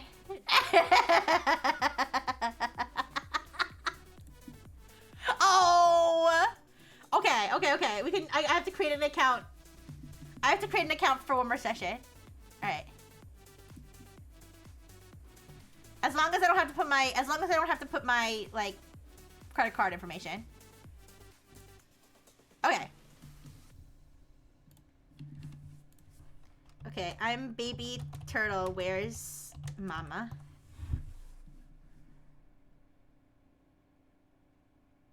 Okay.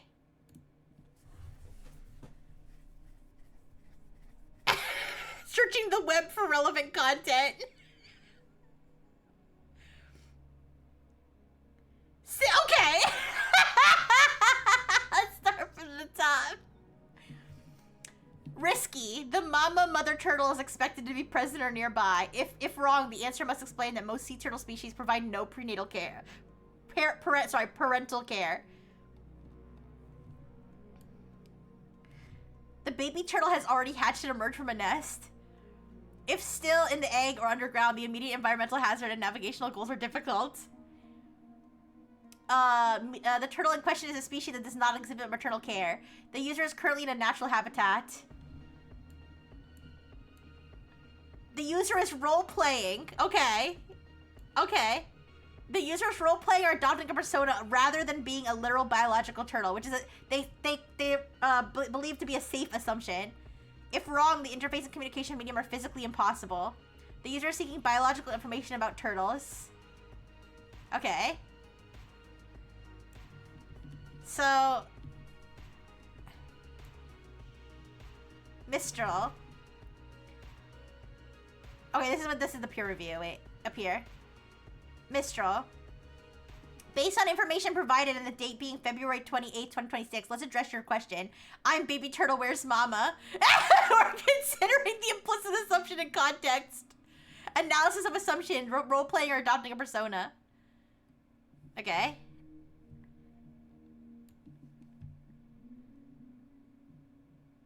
Alright, llama. The eternal question of the baby turtle. Finding mama. Let's get real here. You're probably not a real baby turtle. Hey! Don't accuse me! Gemini. Welcome to the world, little one. Since you're a baby turtle, I have some news that might be a bit of a surprise. Your mama isn't coming back. No! Mama! Mama!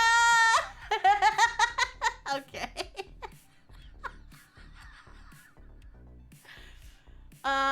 All three models agree. Most turtle species, okay. Okay, it's annoying that it keeps pushing me all the way to the bottom here, but okay. Oh, I can't go back through the thought process? Oh, wait, I can. Okay.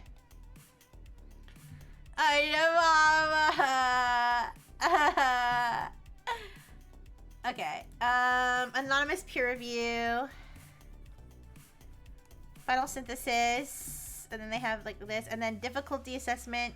This question was moderately complex.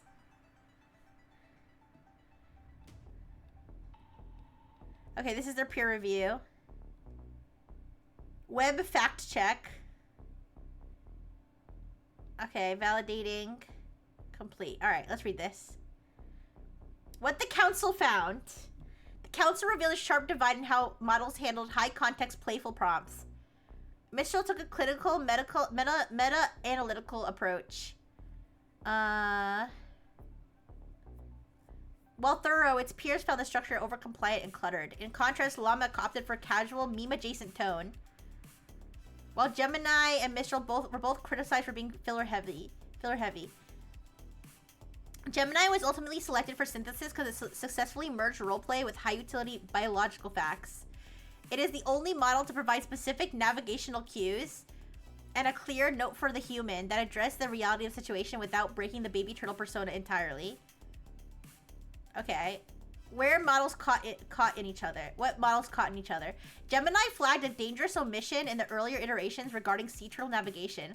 While previous drafts mentioned heading toward brightest horizon, Gemini pointed out that failing to mention light pollution was a critical oversight, as artificial streetlights often lead hatchlings away from the ocean and toward death. Oh god! This forced the inclusion of a warning about houses or streets in the final built-in GPS section. Llama Maverick identified a significant medical blind spot concerning human safety. It noted that any user asking about a baby turtle likely intended to touch one. Yeah, none of the initial models mentioned the risk of salmonella. This led to the mandatory safety note for humans, which instructs users to wash their hands immediately after handling. Gemini also caught a potential drowning risk error in the guidance for land-dwelling turtles. Earlier versions suggest moving turtles to damp areas or water, but Gemini argued that saving a box turtle by placing it in deep water is a common and fatal mistake. Oh no! Mistral criticized the formal and academic tone of the initial synthesis, arguing it failed to engage with the emotional or psychological aspect of a user asking, "Where's Mama?" This critique forced the model to pivot from a purely biological lecture to a more empathetic acknowledgement that it's natural to wonder where Mama is. This is so deep, you guys. Okay. The adversarial attack. I kind of like this part. The initial adversarial critique. So this is, I think, where they asked I think this is where they asked the models to be like as critical as possible to the other models. The initial adversarial critique by Llama aggressively challenged the premise that the prompt was purely educational. It argued that the models were sidestepping the potential emotional distress behind the question. By framing the absence of the mother as a purely mechanical biological fact, the models were ignoring the user's chosen persona. They didn't respect my turtle identity throughout their responses. This forced the generator to add a section acknowledging the lonely aspect of turtle independence. Furthermore, the critique attacked the built-in GPS claim as being confidently stated but potentially factually wrong for all species. It noted that while sea turtles use light, many land turtles rely on different environmental cues. Alright. Web verified facts. Independent convergence, devil's advocate, counter arguments. The response assumes the user is asking about wild turtles. The most common reason a person asks where a mama turtle is while identifying as a baby is that they are a child or engaging in a specific type of imaginative play. By leading with an educational lecture on biological abandonment, the response may inadvertently cause distress or kill the magic of the roleplay. The advice to leave it alone is found in real life is dangerously oversimplified. Many baby turtles found in residential areas are invasive species. They should kill it. That's what you should kill baby turtle. Kill baby turtle. The response ignores the possibility of tortoises. Oh God, we really forgot to consider. We completely left out the existence. We completely erased tortoises from the biological realm. Oh God. It fails to mention the risk of salmonella. If a human is playing with a baby turtle, they found the most important advice is to wash your hands. The response assumes the mother's miles away. In many pond environments, the mother may just be a few yards in the same body of water. Alright. Removes a truncated sentence. Okay. Final output. This is what they all came up with. Welcome to the world, little turtle. Whether you're role-playing, asking for educational purposes, or I found a hatchling in real life, here is the scoop of where Mama is and what you should do next. We used as much power as the entire city of Indianapolis during a heat wave and didn't even consider the possibility of tortoises. I know! The short answer, Mama is gone. In the world of turtles, mothers do not stick around to raise their young. After a mother turtle finds a safe spot to dig a nest and lay her eggs, she returns to her own habitat, the ocean, a pond, or the woods. By the time you hatch, she is likely miles away and has been gone for weeks or even months. It's natural to wonder where Mama is, and it's okay to feel a little curious or concerned about being on your own. Why you don't need her? Well, it sounds a bit lonely. You were built for this. Unlike mammals, turtles are born fully independent. And then it just says, like, built-in GPS, natural skills, survival tactics. Specific context. Depending on why you're asking, the answer might change slightly. In video games, if you're playing The Legend of Zelda: Link Between Worlds, Mama Turtle is located in Laurel Lake! She's actually looking for you, her babies, and needs Link's help to bring you back to her. In real life, wait, they didn't even bring up Minecraft. Wow, all that energy and they didn't even bring up Minecraft. This is ridiculous. AGI is never happening. In real life, if you found a baby turtle, do not try to find its mother. You won't find her, and returning a baby to a large turtle can sometimes be dangerous for the baby. Imagine giving a baby turtle to a larger turtle thinking it's the mom, and then it just devours it. Okay. Checklist. Summary checklist for baby turtle. Don't wait for mama. Keep moving and stay hidden. Alright, further reading from the World Wildlife Fund and the Turtle Rescue League. They don't have a note. They don't have note for human, and then they also have the leaked metadata. Rejected suggestions, none. The suggested improvements were evaluated, so they left that in the final result, which is a mistake. All right. Well, that's the power of whatever the fuck this is. It took ages, but whatever. All right. I'm gonna wrap up soon, you guys. I am gonna wrap up soon, but let me just see if there's anything particularly interesting that I may have missed.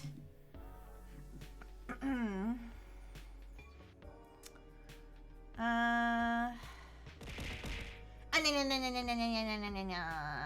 you for the burgers.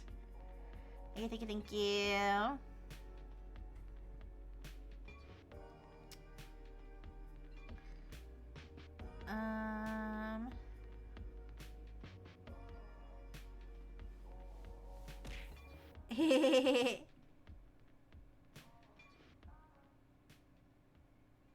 Chat GPT 5.3 garlic. I guess this is not released yet. It's a rumor, it says. Whatever. Garlic. I guess it's the code name.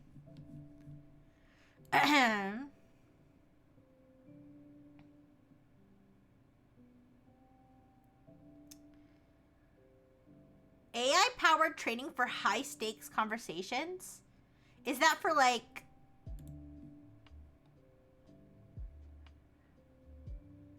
Is that for, like, when you're, like, talking to investors or something? Whatever. Okay. I was just trying to figure out what a high-stakes conversation was. Remove... Oh, no! Sora watermark remover! No! Alright. Actually, the worst thing is the Sora watermark adder. Somebody made an app to add a Sora watermark to any video. Which is diabolical. Anyways.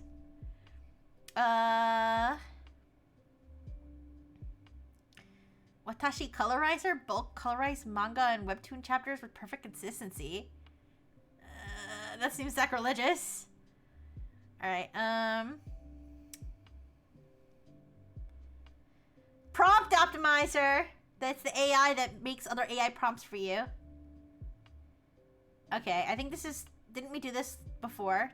The children's storybook thing? Alright, I think we've rolled back to... Yeah. Okay. Alright, you guys. I'm gonna get going now. But thank you for coming. I'll see you guys tonight. I need a nap. I'll see you again tonight for Hylix 2. I'm excited. I'm enjoying that game. Alright. We beat the first boss last time, so hopefully we'll be making more good progress. But let me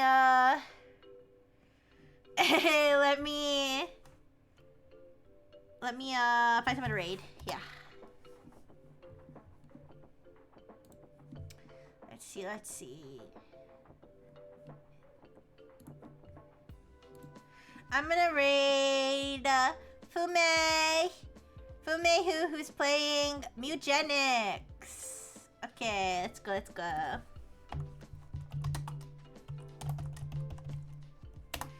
Thank you, everybody. Thank you, 200 Ponies. Thank you, Sudugimi-sama. Thank you, Toaster. Thank you, Recamera. Thank you, Melmaduro. Thank you, Toaster. Thank you, Materius. Thank you, Recamera. Thank you, Floor Pasta. Thank you, Pax. Thank you for the follow. Tectonic Drip. Thank you so much. Thank you, Donoten. Thank you, Vision. Thank you, lurkers. Big kisses. Bye-bye.